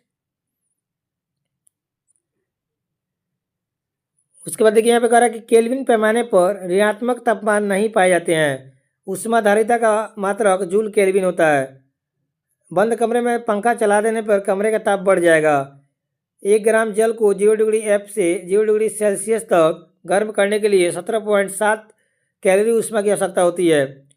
काजल की अवशोषण क्षमता सबसे अधिक होती है। दोपहर के समय सूर्य से आने वाली किरणें अत्यधिक गर्म होती है क्योंकि वायुमंडल में दूरी कम होने के कारण ऊष्मा का अवशोषण कम होता है। रुद्धोष्म में परिवर्तन में ऊष्मा अपरिवर्तित रहती है। अच्छे उत्सर्जक अच्छे अवशोषक होते हैं। यह किरचॉफ का नियम है।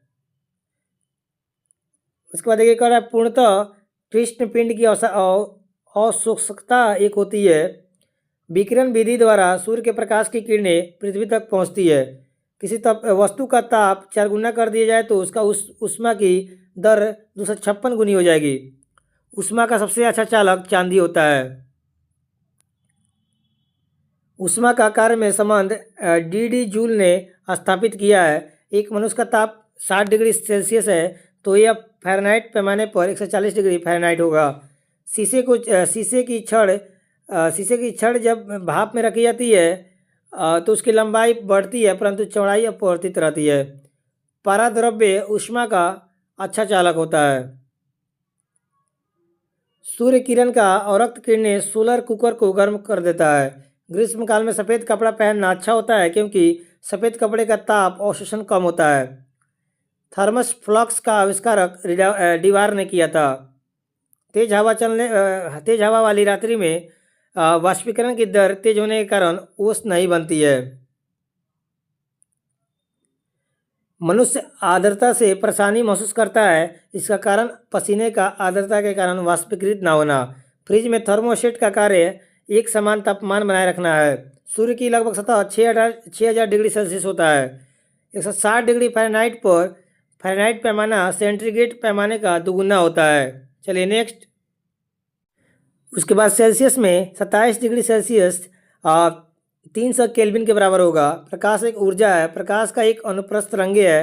प्रकाश का तरंग दैर्ध्य प्रकाश हो जाएगा 3900 एंगस्ट्रम से लेकर 7800 एंगस्ट्रम तक होता है, याद रखिएगा। उसके बाद करेंगे प्रकाश विद्युत प्रभाव एवं क्रॉम्पटन सिद्धांत की व्याख्या आइंस्टाइन के द्वारा प्रतिपादित प्रकाश के फोटोन सिद्धांत द्वारा की गई जाती है। प्रकाश के वेग का गणना सबसे पहले रोमन ने किया था। और वायु तथा निर्वात में प्रकाश की चाल 3 × 10⁸ मीटर पर सेकेंड होती है। प्रकाश की चाल का माध्यम के अपवर्तनांक पर निर्भर करती है। माध्यम के अपवर्तनांक माध्यम के प्रकाश की चाल और निर्वात में प्रकाश की चाल के बीच का संबंध है। आप देख सकते हैं ये है। प्रकाश को सूर्य से पृथ्वी तक आने में 499 सेकेंड या 8 मिनट 19 सेकेंड लगते हैं। चंद्रमा का परिवर्तित प्रकाश को पृथ्वी तक आने में 1.28 सेकेंड लगता है। जो वस्तुएं स्वयं प्रकाश उत्पन्न करती है उसे प्रदीप्त वस्तुएं कहते हैं। उस वक्त कह रहा है जो वस्तुएं स्वयं प्रकाश उत्पन्न नहीं करती है बल्कि दूसरों के प्रकाश में दिखाई देती है उन्हें अप्रदीप्त वस्तुएं कहा जाता है। वे वस्तुएं जिनसे होकर प्रकाश की किरणें निकल जाती है पारदर्शक वस्तुएं कहलाती है। वे वस्तुएं जिनसे होकर प्रकाश की किरणें बाहर नहीं निकल पाती है उसे अपारदर्शक वस्तुएं कहते हैं। आकाश का रंग नीला प्रकाश के परिकर्णन के कारण होता है। बैंगनी रंग के प्रकाश का परिकर्णन सबसे अधिक होता है और लाल रंग के प्रकाश का परिकर्णन सबसे कम होता है। प्रकाश के चिकने पृष्ठ से टकराकर वापस लौटने की घटना को हम लोग प्रकाश का परावर्तन कहते हैं। आपतन कोण का मान परावर्तन कोण के बराबर होता है, याद रखिएगा। समतल दर्पण से बना प्रतिबिंब आभासी होता है। चलिए नेक्स्ट। उसके बाद कह रहा है कि 2 दर्पणों के बीच 0 डिग्री कोण हो तो उनके बीच से बने प्रतिबिंब की संख्या 360/θ - 1 हो जाएगा इसका, ठीक है। उसके बाद देखिए यहाँ पे हो जाएगा दो दर्पण 60 डिग्री के कोण पर झुके हैं तो प्रतिबिंबों की संख्या 5 होगी। समतल दर्पण की फोकस दूरी अनंत होती है, याद रखिएगा। कोई मनुष्य समतल दर्पण की ओर भी वेग से आ रहा है तो उसे अपना प्रतिबिंब 2 भी से आता हुआ दिखाई देगा। यदि समतल दर्पण से 0 डिग्री कोण से घुमा दिया जाए तो आपको परिवर्तित किरण टू आपको थीटा डिग्री कोण से घूम जाएगी। फ्रेंड्स ये 0 नहीं है, थीटा, याद रखिएगा। ऊपर भी एक जगह मैं 0 बोल दिया हूँ, उसके लिए सॉरी, ठीक है ना, थीटा है। उसके बाद देखिए यहाँ पे कह रहा है दो समतल दर्पणों को समांतर क्रम में जोड़ा जाता है तो उनके द्वारा बने प्रतिबिंबों की संख्या अनंत हो जाएगी। प्रकाश की चाल सबसे अधिक निर्वात या वाई में होती है। किसी दर्पण की फोकस दूरी और वक्रता त्रिज्या का संबंध हो जाएगा F बराबर R/2 होता है, और जहाँ पे R फोकस दूरी है और R वक्रता त्रिज्या है। लेंस की क्षमता और फोकस दूरी का संबंध हो जाएगा P बराबर 1/F हो जाता है, जहाँ पे P है लेंस की क्षमता और F है फोकस दूरी। लेंस की क्षमता डायऑप्टर में मापी जाती है और स्पष्ट दूरी की न्यूनतम दूरी 25 सेंटीमीटर होती है, ये भी 25 सेंटीमीटर होती है, ये भी याद रखिएगा। जलती हुई मोमबत्ती प्रदीप्त वस्तुएं हैं। किसी लेंस की क्षमता 5+5D हो तो उत्तल लेंस है, और लेंस की क्षमता -2D है तो वो अवतल लेंस है। निकट दृष्टि दोष को दूर करने के लिए अवतल लेंस का उपयोग किया जाता है। उसके बाद देखिए नाक, कान एवं गले की जांच करने के लिए डॉक्टर द्वारा अवतल दर्पण लगे यंत्र का उपयोग किया जाता है। प्रिज्म के पदार्थ का अपवर्तनांक अलग अलग तरंगदैर्घ्य के लिए अलग अलग वर्ण विक्षेपण होता है। जो वस्तुएं सभी रंगों को अवशोषित कर लेती है उनका रंग काला होता है। दूरदृष्टि दोष को दूर करने के लिए उत्तर लेंस का प्रयोग किया जाता है। दर्पण समानांतर किरण पुंज अपसारित करता है। अवतल दर्पण को फोकस और ध्रुव के बीच में रखा जाए तो अपसारित किरण पुंज प्राप्त करती है, और कांतरिक कोण से कम कोण पर पूर्ण परावर्तन होता है। चलिए नेक्स्ट। चलिए उसके बाद अगर कोई वस्तु अपने से बड़ा प्रतिबिंब अवतल दर्पण में देख सकता है। कार्य वस्तु में पीछे दृश्य देखने के लिए उत्तल दर्पण का प्रयोग किया जाता है। सड़कों पर लगे लैंप में उत्तल दर्पण होता है, याद रखिएगा। और शेविंग करने के लिए अवतल दर्पण का प्रयोग किया जाता है। लाल, हरा, नीला ये सभी प्राथमिक रंग होते हैं, याद रखिए। लाल, हरा, नीला प्राथमिक रंग है। जो वस्तुएं सभी रंगों को परिवर्तित कर देती है उनका रंग श्वेत होता है। लाल और नीले रंग को मिलाने पर मैजेंटा यानी बैगनी रंग प्राप्त होगा। वर्ग त्रिभुज के शीर्ष पर लाल रंग दिखाई देते हैं। विचलन कोण प्रिज्म कोण एवं अपवर्तनांक पर निर्भर करता है। इंद्रधनुष में काला रंग दिखाई नहीं पड़ता है, याद रखिएगा। अपवर्तक नाक में आवृत्ति नहीं बदलता। वाई के सापेक्ष किसी द्रव्य का कांतरिक कोण 45 डिग्री है तो उसका अपवर्तनांक -2 होगा। किसी माध्यम में आपतन कोण 0 है तो उसका अपवर्तन कोण 0 हो जाएगा। घड़ी साज छोटे छोटे पुर्जों को देखने के लिए उत्तल लेंस का उपयोग करते हैं। फोटोग्राफिक कैमरों या प्रकाशीय यंत्रों में उत्तल लेंस का प्रयोग किया जाता है। उसके बाद देखिए यहाँ पे कह रहा है दो लेंस जिनकी फोकस दूरियाँ क्रमशः F1 और F2 है एक दूसरे के संपर्क में रखे जाए तो संयुक्त लेंस की फोकस दूरी 1/F = 1/F1 + 1/F2 होगी।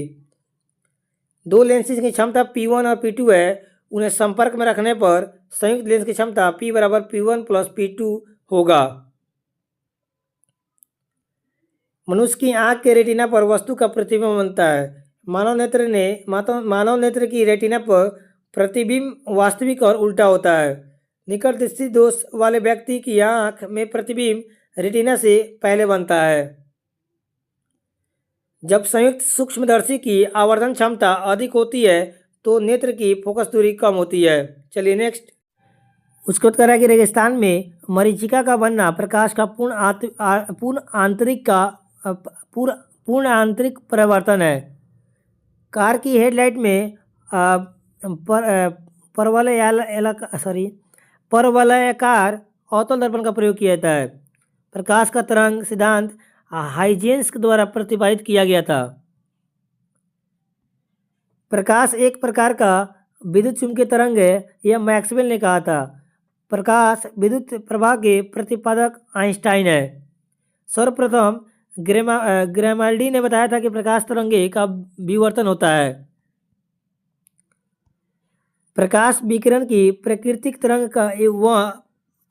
तरंग एवं कण दोनों समान होती है। अपवर्तन के कारण पानी से भरे बर्तन में डुबोई गई सुई छड़ मुड़ी हुई प्रतीत होती है। धूप के चश्मे का क्षमता 0 डायोप्टर होता है, याद रखिएगा। लाल कांच को अधिक ताप तक गर्म करने पर वह हरा दिखाई देगा। आइरिस यानी पुतली का कार्य आंख पर किए जाने वाले प्रकाश की मात्रा को नियंत्रित करता है। दूरबीन का आविष्कार गैलीलियो के द्वारा किया गया था। पूर्ण आंतरिक परिवर्तन पर ऑप्टिकल फाइबर काम करता है। प्रकाश की गति कांच में न्यूनतम हो जाती है। प्रकाश की गति कांच में न्यूनतम हो जाती है। किसी तारे के रंग उस तारे के ताप के बारे में पता चलता है। आइंस्टाइन का समीकरण था E बराबर mc²। c प्रकाश का वेग है। 21 जून को दोपहर के समय में आपकी छाया आपसे छोटी होती है, याद रखिएगा। उसके बाद कह रहा है कि अबिंदुकता के उपचार हेतु बेलनाकार लेंस का प्रयोग किया जाता है। एक प्रिज्म से गुजरने पर बैंगनी रंग सबसे अधिक अपवर्तित होगा। चंद्रमा से पृथ्वी तक आने में प्रकाश को लगभग 1.28 सेकेंड का समय लगता है। प्रकाश तरंगे के व्यक्तीकरण का सिद्धांत प्रकाश की तरंग प्रकृति की पुष्टि करता है। पदार्थों को परस्पर रगड़ने पर उस पर आवेश की जो मात्रा संचित होती है उसे हम लोग स्थिर वैद्युत कहते हैं। स्थिर वैद्युत में आवेश स्थिर होता है, याद रखिएगा। चलिए नेक्स्ट। उसके बाद कह रहा है कि आवेशों को धनात्मक आवेश एवं ऋणात्मक आवेश नाम बेंजामिन फ्रैंकलिन ने दिया था। समान प्रकार के आवेशों का गुणांक परस्पर प्रतिकर्षण होता है। विपरीत प्रकार के आवेशों का गुणांक परस्पर आकर्षण होता है। वस्तुओं का आवेशन इलेक्ट्रॉनों के स्थानांतरण के फलस्वरूप होता है। उसके बाद देखिए यहाँ पे कह रहा है कि चालक के इकाई क्षेत्रफल पर स्थित आवेश की मात्रा को उस चालक का पृष्ठ तनाव कहते हैं, पृष्ठ घनत्व कहते हैं।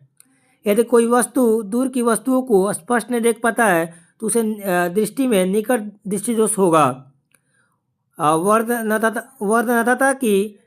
वर्धनता को किसी लेंस से दूर नहीं किया सकता। मायोपिया निकट दृष्टि दोष से संबंधित है और हाइपरमेट्रोपिया आपको दूर दृष्टि दोष से संबंधित है। चलिए नेक्स्ट देखते हैं। कह रहा कि सबसे अधिक पृष्ठ घनत्व चालक के नोकीले भाग पर होता है, क्योंकि नोकीले भाग का क्षेत्रफल सबसे कम होता है। जिन पदार्थों से होकर विद्युत आवेश सरलता से प्रभावित होता है उसे हम लोग चालक कहते हैं। विद्युत का सबसे अच्छा चालक चांदी होता है, दूसरा तांबा होता है, याद रखिएगा। जिन पदार्थों से होकर आवेश का प्रभाव नहीं होता है उन्हें हम लोग अचालक कहते हैं। दो आवेशों के बीच लगने वाले बल को गणना कूलाम के नियम के अनुसार की जाती है। सर्वप्रथम 1802 ईस्वी में थॉमस यंग ने प्रकाश के व्यक्तीकरण को प्रयोगात्मक रूप से दर्शाया था। उसके बाद कह रहा है कि व्यक्तीकरण दो समपोषी व्यक्तीकरण और विनाशी व्यक्तीकरण प्रकार होता है। सूर्य प्रकाश के समय सूर्य का किरीट यानी कोरोना भाग दिखाई देता है। पीला, मैजेंटा और पीकॉक नीला द्वितीय रंग है, याद रखिएगा। उसके बाद कह रहे हैं पे रंग टेलीविजन में लाल रंग, हरा, नीला रंगों का उपयोग किया जाता है। रंगीन टेलीविजन में लाल, हरा और नीला रंगों का उपयोग किया जाता है। अनुप्रस्थ तरंगे में ध्रुवण की घटना होती है। प्रकाश स्रोतों जैसे विद्युत बल्ब, मोमबत्ती, ट्यूबलाइट आदि जैसे उत्सर्जित पदार्थ अध्रुवित प्रकाश होती है। उसके बाद देखिए यहाँ पे कह रहा है प्रकाश तरंगे का प्रकाशीय प्रभाव विद्युत वेक्टरों का आपको कारण होता है। चलिए नेक्स्ट। उसके बाद कह रहा है कि सरल सूक्ष्मदर्शी की आवर्धन क्षमता का सूत्र होता है m=1 + d/f होता है, जहाँ पे d बराबर 25 सेंटीमीटर और f लेंस की फोकस दूरी होती है। अभिदृश्यक लेंस का द्वारक यानी मुख्य व्यास अभिनेत्र लेंस की अपेक्षा छोटा होता है। चलिए उसके बाद कह रहे हैं यहाँ पे किसी आवेश या आवेशित वस्तु के चारों ओर का स्थान जहाँ उसके प्रभाव का अनुभव किया जा सके वैद्युत क्षेत्र कहलाता है। किसी खोखले चालक के अंदर वैद्युत क्षेत्र शून्य होता है। रासायनिक ऊर्जा को सीधे विद्युत ऊर्जा में प्राथमिक सेल के द्वारा परिवर्तित किया जा सकता है। उसके बाद कह रहा है कि प्राथमिक सेल के प्रमुख उदाहरण वोल्टीय cell, Leclanche cell, Daniell cell और सुक सेल आदि है। वोल्टीय सेल का आविष्कारक प्रोफेसर एलिजांडो वोल्टा ने किया था। विद्युत घंटी और टेलीफोन में लेक लांसे सेल का उपयोग किया जाता है। विद्युत विभव का एसआई मात्रक वोल्ट होता है, याद रखिएगा। उसके बाद कह रहा है कि विद्युत विभव अदिश राशि है और विभवांतर का एसआई मात्रक वोल्ट होता है और विभवांतर एक अदिश राशि है। विद्युत सेल मुख्यतः दो प्राथमिक सेल और द्वितीयक सेल प्रकार होते हैं। आपको यहाँ जानना है। लेक लांसे सेल में एनोड के रूप में कार्बन की छड़ एवं कैथोड के रूप में जस्ते की छड़ का प्रयोग किया जाता है। लेक लांसे सेल का विद्युत वाहक बल यानी विभव लगभग 1.5 वोल्ट होता है। सुख सेल जस्ते का बना होता है, याद रखना है। उसके बाद कह रहा है कि सुख सेल में जस्ते का बर्तन में मैग्नीज डाइऑक्साइड, अमोनिया क्लोराइड यानी नौसादर और कार्बन का मिश्रण भरा रहता है। सुख सेल का विद्युत विभव 1.5 वोल्ट होता है। किसी चालक में विद्युत आवेश के प्रवाह की दर को विद्युत धारा कहते हैं। बताते फ्रेंड्स, विद्युत धारा एक अदिश राशि है और विद्युत धारा का एसआई पद्धति में मात्रक हो जाएगा वो एम्पियर हो जाएगा और प्रतिरोध का एसआई मात्रक आपको मात्रक ओम होता है, याद रखिएगा। चलिए नेक्स्ट। उसके बाद कर रहा है संधारित्र वो युक्ति है जिसमें विद्युत ऊर्जा एकत्रित की जाती है और सभी आवेशों में प्रतिकर्षण होता है। धातुएं विद्युत की सुचालक होती है क्योंकि उनमें मुक्त इलेक्ट्रॉन होते हैं। किरचॉफ का नियम एसी और डीसी दोनों में लागू होता है। यहाँ पे कह रहा है कि सुख सेल में कार्बन की छड़ एनोड की तरह कार्य करती है। विभवांतर भी और चालक में प्रवाहित धारा आई यानी विद्युत प्रवाहित धारा के बीच संबंध भी डायरेक्टली इन्वर्सली होता है आई के, ठीक है, डायरेक्टली प्रोपोर्शनल होता है आई के, और भी बराबर आर आई होता है जहाँ पे आर नियतांक है और चालक की प्रतिरोध कहते हैं। ठीक है, आर को हम लोग क्या बोलते हैं? चालक का प्रतिरोध कहते हैं। जो चालक ओम के नियम का पालन करते हैं उन्हें प्रतिरोध के ओमीय प्रतिरोध कहते हैं। मैग्नीज के तार में ओमीय प्रतिरोध होते हैं, याद रखिएगा। जो चालक ओम के नियम का पालन नहीं करते हैं उन्हें प्रतिरोध का अनओमीय प्रतिरोध कहते हैं। डायोड बल्ब का प्रतिरोध एवं ट्रायोड बल्ब का प्रतिरोध अनओमीय प्रतिरोध का उदाहरण है। किसी चालक के प्रतिरोध के व्युत्क्रम को चालकता कहते हैं, याद रखिएगा। और चालकता का ऐसा मात्रक ओम ये होता है ओम -1, ठीक है ना, ओम 1 होता है, याद रखिएगा। इसको सीमेन बोलते हैं, मोहो या सीमेन कहते हैं। सूत्र ये देख लीजिए फ्रेंड्स, सूत्र में पी को चालक का विशिष्ट प्रतिरोध और इसको चालक की लंबाई ए हो गया और ए बराबर अनुप्रस्थ काट का क्षेत्रफल कहते हैं। उसके बाद कह रहे हैं यहाँ पे कि किसी चालक के विशिष्ट प्रतिरोध के व्युत्क्रम की चालक की विशिष्टता चालक कहते हैं। विशिष्ट चालकता का ऐसा मात्रक ओम मीटर होता है, याद रखिएगा। ओम मीटर -1 होता है। यहाँ उसका फॉर्मूला देख लीजिएगा। और जब R1, R2 और R3 ओम के 3 प्रतिरोध श्रेणी क्रम में जुड़े तो उसका तुल्य प्रतिरोध हो जाएगा R=R1 + R2 + R3 होगा। उसके बाद देखिए हमें कह रहा है कि जब R1, R2 और R3 ओम के 3 प्रतिरोध समानांतर क्रम में जुड़े तो उनका तुल्य प्रतिरोध 1/R = 1/R1 + 1/R2 + 1/R3 रहेगा। विद्युत परिपथ में ऊर्जा के क्षय होने की दर को शक्ति कहते हैं और विद्युत शक्ति का ऐसा मात्रक वाट होता है और किलोवाट मात्रक की तुल्य होगा। फ्रेंड्स याद रखिएगा, आपको हो जाएगा इसका याद कर लीजिएगा, दिया हुआ है वाट × घंटा/100 होता है। चलिए नेक्स्ट। उसके बाद कह रहा है कि विद्युत धारा को एम्पियर में मापने की इकाई अमीटर का प्रयोग किया जाता है। अमीटर का सदैव श्रेणी क्रम में लाया जाता है। अमीटर को सदैव श्रेणी क्रम में लगाया जाता है। एक आदर्श अमीटर का प्रतिरोध 0 हमेशा होता है, याद रखिएगा। वोल्ट मीटर का प्रयोग परिपथ में किन्हीं दो बिंदुओं के बीच विभवांतर मापने के लिए किया जाता है और विभवांतर को सदैव समानांतर क्रम में लगाया जाता है। एक आदर्श वोल्ट मीटर का प्रतिरोध अनंत होता है। विद्युत फ्यूज होता है फ्रेंड्स, उसमें टीन 63% और शीशा 37% के मिश्र धातु से बनता है। गैल्वेनोमीटर की सहायता से 10⁻⁻6 एम्पियर तक विद्युत धारा को मापा जा सकता है। ट्रांसफार्मर का कार्य होता है एसी वोल्टेज का उपचयन या अपचयन करना, यानी उच्च एसी वोल्टेज को निम्न एसी वोल्टेज में एवं निम्न एसी को वोल्टेज को उच्च एसी वोल्टेज में बदलना। विद्युत फ्यूज सदैव परिपथ के साथ एक श्रेणी क्रम में जोड़ा जाता है। ट्रांसफार्मर की क्रूड नरम लोहे की बनी होती है। ट्रांसफार्मर प्रत्यावर्ती धारा के लिए उपयुक्त होती है। और घरों की विद्युत धारा प्रत्यावर्तित धारा होती है। ट्रांसफार्मर में विद्युत चुम्बकीय प्रेरण के सिद्धांत पर कार्य करती है।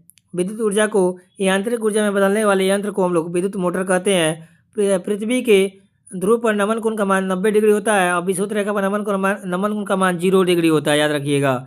और यहाँ पे विद्युत वाहक बल का मात्रक जूल कूलाम हो जाता है। और सेल में विद्युत वाहक इलेक्ट्रॉनों की प्रवृत्ति पर निर्भर करता है। आवेशन की क्रिया में इलेक्ट्रॉन का हस्तांतरण होता है और धातुओं में विद्युत चालन मुक्त इलेक्ट्रॉनों द्वारा होता है। विद्युत धारा का तार नाइक्रोम से बना होता है। उसके बाद यहाँ पे कह रहा है कि घरों में मुख्य लाइन के तार एक गर्म और दूसरा ठंडा होता है। घरों में प्रयोग होने वाले यंत्रों को समानांतर क्रम में लगाया जाता है और विद्युत बल्ब का तंतु जो होता है वो टंगस्टन का बना होता है। घरों में विद्युत ऊर्जा किलोवाट घंटा यूनिट्स में मापी जाती है। और यहाँ पे देखिए विद्युत धारा आई हो गया, ठीक है, और आवेश क्यू तथा समय टी के संबंध हो जाएगा। क्यू बराबर आई गुना टी होता है, याद रखिएगा। चलिए नेक्स्ट। चलिए इसके बाद कह रहा है कि कांच की छड़ को रेशम से रगड़ने पर छड़ धन आवेशित हो जाती है और अतिचालक का लक्षण उच्च प्राज्ञम्यता होता है। 100 वाट का बल्ब यदि 10 घंटे जले तो 1 इकाई विद्युत धारा खर्च होगी। और त्वरित चालक का आविष्कार बेंजामिन फ्रैंकलिन के द्वारा किया गया था। उसके बाद कह रहा है कि प्रत्यावर्ती धारा को दिष्ट धारा में दिष्टकारी परिवर्तित करता है। मानव शरीर या सूक्ष्म के विद्युत प्रतिरोध के परिणाम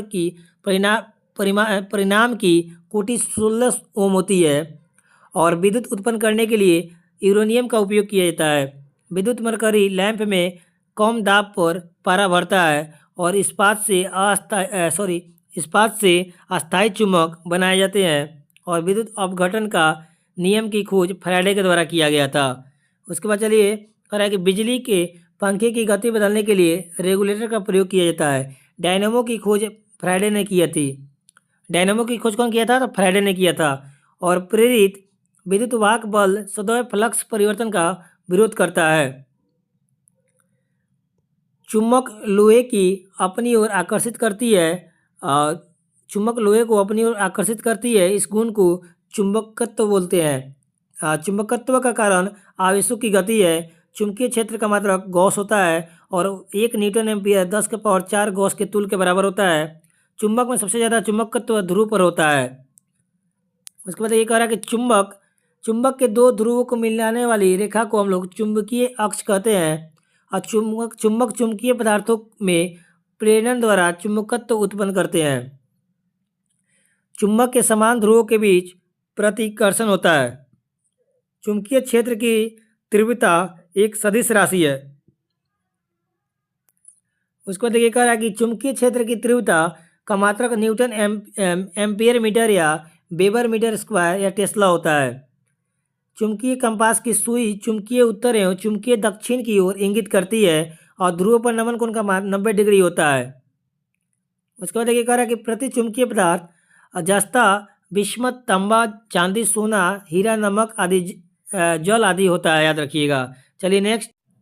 उसके बाद कह रहा है कि लोहे का क्यूरी ताप 780 डिग्री सेल्सियस होता है और वे पदार्थ जो चुंबकीय क्षेत्र में रखे जाने पर क्षेत्र की दिशा में प्रबल रूप से चुंबकीय हो जाते हैं, उसे लौह चुंबकीय पदार्थ कहलाते हैं। एक डोमेन में परमाणु की संख्या 10 के पावर 18 से लेकर 10 के पावर 21 होती है और लौह चुंबकीय पदार्थ की तीव्र चुंबकत्व डोमेनों के कारण होता है। और अनुचुंबकीय पदार्थ platinum, chromium, sodium, aluminium, oxygen आदि होता है। लोहा एवं निकिल के लिए क्यूरी ताप के मान 770 डिग्री सेल्सियस तथा 358 डिग्री सेल्सियस होता है। अस्थायी चुंबक बनाने के लिए नरम लोहे का प्रयोग किया जाता है। और उसके बाद देखिए कह रहा है अस्थायी चुंबक बनाने के लिए इस्पात का प्रयोग किया जाता है। किसी स्थान पर भौगोलिक यामोत्तर तथा चुंबकीय यामोत्तर के बीच के कोण को दिक्पात कोण कहते हैं। पृथ्वी के ध्रुव तथा विषुवत रेखा पर नमन कोण का मान 90 डिग्री और विषुवत रेखा पर 0 डिग्री होता है। पृथ्वी के संपूर्ण चुंबकीय क्षेत्र के क्षैतिज घटक का मान 0.4 और गॉस या 0.4 इंटू 10⁻⁴ टेस्ला होता है। ठीक है, यहाँ पर दिया हुआ है लॉरेंस बल का सूत्र दिया हुआ है। यहाँ पे आप देख लीजिए A बराबर QV B sin थीटा होता है। ठीक है ना। उसके बाद कह रहा है कि चुंबकीय प्रेरण की खोज फ्लेमिंग के द्वारा की गई थी। और यहाँ पे कह रहा है कि एक चोक कुंडली का कार्य प्रत्यावर्ती धारा का मान कम करना है। विद्युत धारा का चुंबकीय प्रभाव सर्वप्रथम ऑस्टैंड ने आलोकित किया था। किसी चुंबकीय पदार्थ को विचुंबकीय हथौड़े से पीटकर या गर्म करके किया जा सकता है। चुंबकीय सुई उत्तर दिशा में हमेशा इंगित करती है या संकेत करती है। लेंज का नियम ऊर्जा संरक्षण का नियम है। पृथ्वी के चुंबक का उत्तरी ध्रुव दक्षिण दिशा में होता है। वह क्रिया जिसके द्वारा धातु को अचुंबकीय बनाया जाता है उसको डी-ग्रीसिंग कहलाती है। किसी नाभिक में उपस्थित प्रोटॉनों की संख्या इलेक्ट्रॉनों की परमाणु क्रमांक होता है। इलेक्ट्रॉन पर ऋण आवेश होता है। चलिए नेक्स्ट।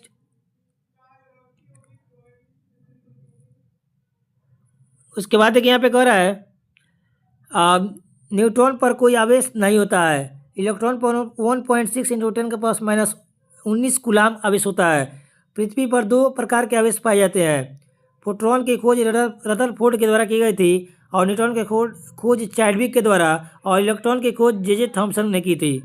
उसके बाद देखिए यहाँ पे पोजिट्रॉन की खोज एमर्सन द्वारा की गई थी और न्यूट्रॉनों की खोज पाउली के द्वारा की गई थी। पाई मसोन की खोज युकावा ने की थी। और बता दें आपको कि यहाँ पे मुक्त रूप से लटकी हुई चुंबकीय सुई का अक्ष भौगोलिक अक्ष के साथ 18 डिग्री का कोण बनाता है। नाभिक में न्यूट्रॉन और प्रोटॉन कण होते हैं। फोटोन की खोज आइंस्टाइन के द्वारा की गई थी। उसके बाद देखिए यहाँ पे कह रहा है कि फोटोन का वेग प्रकाश के वेग के बराबर होता है और ट्रांसफार्मर और जनित्र विद्युत चुंबकीय प्रेरण के सिद्धांत पर आधारित है। कैथोड किरणें केवल उच्च ऊर्जा वाले इलेक्ट्रॉन का पुंज है और कैथोड किरण का वेग प्रकाश के वेग का 1/10 होता है। उसके बाद देखिए कह रहा है कि कैथोड किरणें जब विद्युतीय क्षेत्र से होकर लंबवत गुजरती है तो इनका रास्ता परवलयाकार होता है। जब कैथोड किरणें किसी उच्च परमाणु क्रमांक वाली धातु जैसे टंगस्टन पर गिरती है तो ये एक्स किरणें उत्पन्न करती है। धनात्मक या कैनाल किरणें प्रतिदीप्ति एवं स्फुरदीप्ति उत्पन्न करती है। डायोड वॉल्व में टंगस्टन के पतले तार पर बेरियम ऑक्साइड का लेप होता है। प्लेट धारा चाइल्ड लेगुमर नियम का पालन करती है। कैथोड के आसपास एकत्रित इलेक्ट्रॉन समूह को आवेश कहा जाता है। ट्रायड वॉल्व का निर्माण 1907 में ली डी फॉरेस्ट अमेरिका ने किया था। ठीक है। उसके बाद देखिए यहाँ पे कह रहा है ट्रायोड वॉल्व का प्रयोग प्रवर्धक दोलित्र प्रेसी एवं संसूचक की तरह किया जाता है। अर्धचालक पदार्थ जर्मेनियम और सिलिकॉन का है। अर्धचालकों में अपद्रव्य मिलाने से प्राप्त ठोस को बाह्य अर्धचालक कहते हैं। चलिए नेक्स्ट। चलिए इसके बाद कह रहा है कि अपद्रव्य के रूप में आर्सेनिक अथवा एल्युमिनियम मिलाने से अर्धचालक की चालकता बढ़ जाती है। ऐसे बाह्य अर्धचालक जिनमें विद्युत का प्रवाह मुक्त इलेक्ट्रॉनों की संख्या बढ़ जाने के कारण n प्रकार के अर्धचालक कहलाते हैं। उसके बाद कह रहा है कि जिन अर्धचालकों में विद्युत का प्रवाह कोटरों की गति के कारण होता है उन्हें p प्रकार के अर्धचालक कहते हैं। चलिए इसके बाद कह रहा है कि अपद्रव्य मिलाए जाने वाली प्रक्रिया को डोपिंग कहते हैं। ताप बढ़ाने पर अर्धचालक की चालकता बढ़ती है और चालक की चालकता घटती है। उसके बाद कह रहा है यहाँ पे कि अति चालकता की खोज 1911 में केमरलिंग ओन्स ने की थी। अत्यंत निम्न ताप पर जिन पदार्थों का विद्युत प्रतिरोध शून्य हो जाता है वे पदार्थ अति चालक कहलाते हैं। 4.2 केल्विन यानी -268.8 डिग्री सेल्सियस का पारा अति चालक बन जाता है। भारत सरकार ने 1991 ईस्वी में एक राष्ट्रीय अति चालकता विज्ञान एवं तकनीक बोर्ड की स्थापना की थी। उसके बाद यहाँ कर रहा है कि घड़ी में क्वार्ट्ज क्रिस्टल का काम दाब यानी पाइजो विद्युत प्रवाह पर आधारित है। उसके बाद कह रहा है कि नियो बीस्टीन कॉफ़ी ऊंचे ताप पर 100 डिग्री केल्विन पर अति चालकता प्राप्त कर लेती है। इलेक्ट्रॉन का एंटी कण पॉजिट्रॉन होता है और प्रोटॉन पर 1.6 इंटू 10⁻⁻19 कूलाम का आवेश होता है। उसके बाद कह रहा है कि किसी प्रकार विद्युत परिपथ में धारा होता है उसी प्रकार जिस प्रकार विद्युत परिपथ में धारा होता है उसी प्रकार चुंबकीय परिपथ में फ्लक्स होता है, याद रखिएगा। जिस प्रकार विद्युत परिपथ में प्रतिरोध होता है उसी प्रकार विद्युत चुंबकीय परिपथ में प्रतिष्ठियम यानी रिलक्टेंस कहलाती है। यहाँ पे देखिए कह रहा है आपको परमियंस का विपरीत रिलक्टेंस होता है, ठीक है ना, याद रखिए। परमियंस का विपरीत रिलक्टेंस होता है, ठीक है ना, याद रखिएगा। ये होता है रिलक्टेंस होता है। ट्रांसफार्मर एक अस्थैतिक युक्ति है जो वोल्टेज को निम्न स्तर से उच्च स्तर या उच्च स्तर से निम्न स्तर पर परिवर्तित करती है। उसके बाद कह रहा है यहाँ पे कि ट्रांसफार्मर शक्ति को स्थानांतरित करता है वोल्टेज और करंट को बढ़ाकर या बढ़ाकर घटाकर। ट्रांसफार्मर केवल एसी पर कार्य करता है, डीसी पर नहीं। अगर ट्रांसफार्मर में डीसी सप्लाई कर दी जाए तो ट्रांसफार्मर की वायरिंग जल जाएगी। चलिए नेक्स्ट, चलिए आगे कह रहा है कि संयोजी बैंड के इलेक्ट्रॉनों द्वारा धारा प्रवाह नहीं होता है। संयोजी बैंड सदैव इलेक्ट्रॉनों से भरा होता है। वर्जित बैंड की चौड़ाई को ईबी इलेक्ट्रॉन वोल्ट में व्यक्त किया जाता है। ताप बढ़ने पर वर्जित ऊर्जा अंतराल कम हो जाता है, काम होता है, ठीक है ना। उसके बाद कह रहा है कि कुचालक या अचालक मुक्त इलेक्ट्रॉन नहीं होते हैं, इसलिए आवेश को प्रवाह नहीं होता है। कुचालक के प्रतिरोधकता बहुत अधिक तथा चालकता बहुत कम होती है। कुचालक में एनर्जी गैप 5 ईबी से अधिक होती है।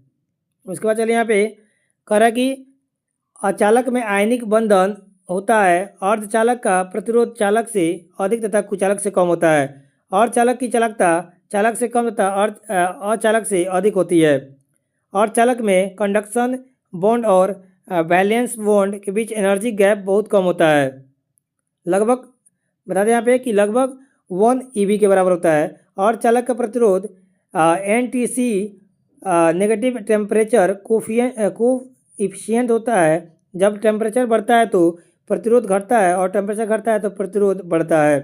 अर्धचालक में संयोजी इलेक्ट्रॉन की संख्या 4 होती है।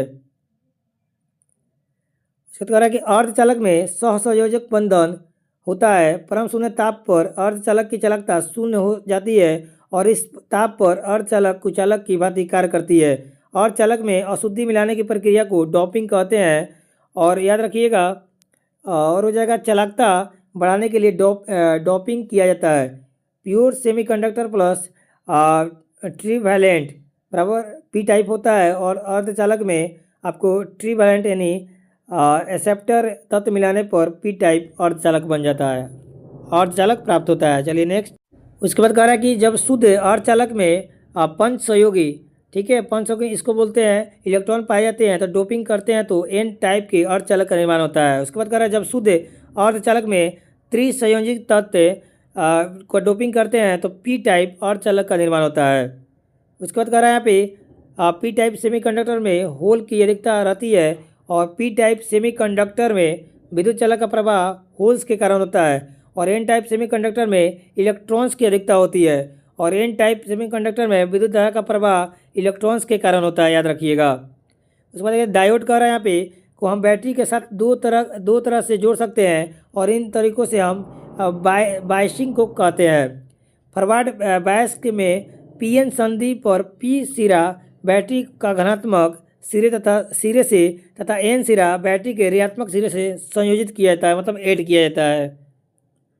उसके बाद यहाँ पे कह रहा है कि रिवर्स बायस में पीएन संधि का पी सिरा बैटरी का ऋणात्मक सिरे से तथा एन सिरा बैटरी के धनात्मक सिरे से ऐड किया जाता है। एलईडी का फुल फॉर्म होता है लाइट इमिटिंग डायोड होता है और एलईडी को हिंदी में प्रकाश उत्सर्जन डायोड भी कहते हैं। उसके बाद देखिए यहाँ पर जर्मेनियम बता रहा है कि जंक्शन डायोड और बैरियर पोटेंशियल 0.3 वोल्ट होता है। और सिलिकॉन का आपको जंक्शन डायोड जो होता है 0.7 वोल्ट होता है। एसी वोल्टेज को डीसी में कन्वर्ट करने की युक्ति को हम लोग निर्दिष्टकारी यानी रेक्टिफायर कहते हैं।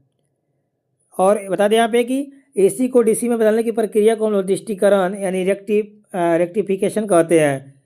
एसएमपीएस चॉपर सिद्धांत पर कार्य करता है और एसएमपीएस इसका फुल फॉर्म होता है switch mode power supply.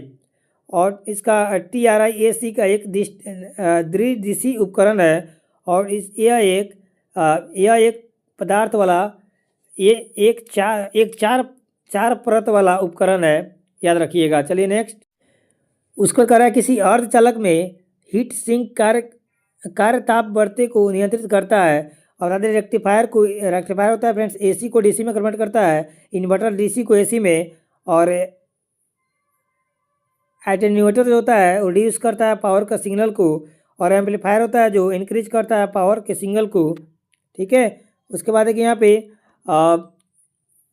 UGI हो जाएगा, यूनिट जंक्शन ट्रांजिस्टर होता है, यूनिट जंक्शन ट्रांजिस्टर। और EGI एक 3 टर्मिनल उपकरण है। और चॉपर फिक्स्ड, ठीक है, चॉपर फिक्स्ड डीसी को वेरिएबल डीसी में बदलता है। और SMPS की कार्य प्रणाली अंतरायिक सिद्धांत यानी चॉपर प्रिंसिपल पर आधारित है।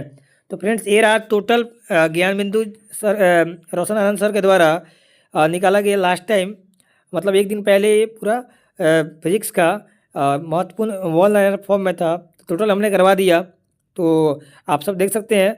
वीडियो को अच्छा लगे तो वीडियो को लाइक कीजिएगा और साथ ही चैनल पर पहली बार है तो चैनल को सब्सक्राइब जरूर कर लीजिएगा। और इसके आगे भी मैं फ्रेंड्स आपको इसके बाद केमिस्ट्री, बायोलॉजी, जियोग्राफी और भी सब्जेक्ट है, सबका आपको प्लेलिस्ट में वीडियो मिल जाएगा। चलिए मिलते हैं नेक्स्ट वीडियो में, तब तक के लिए जय हिंद।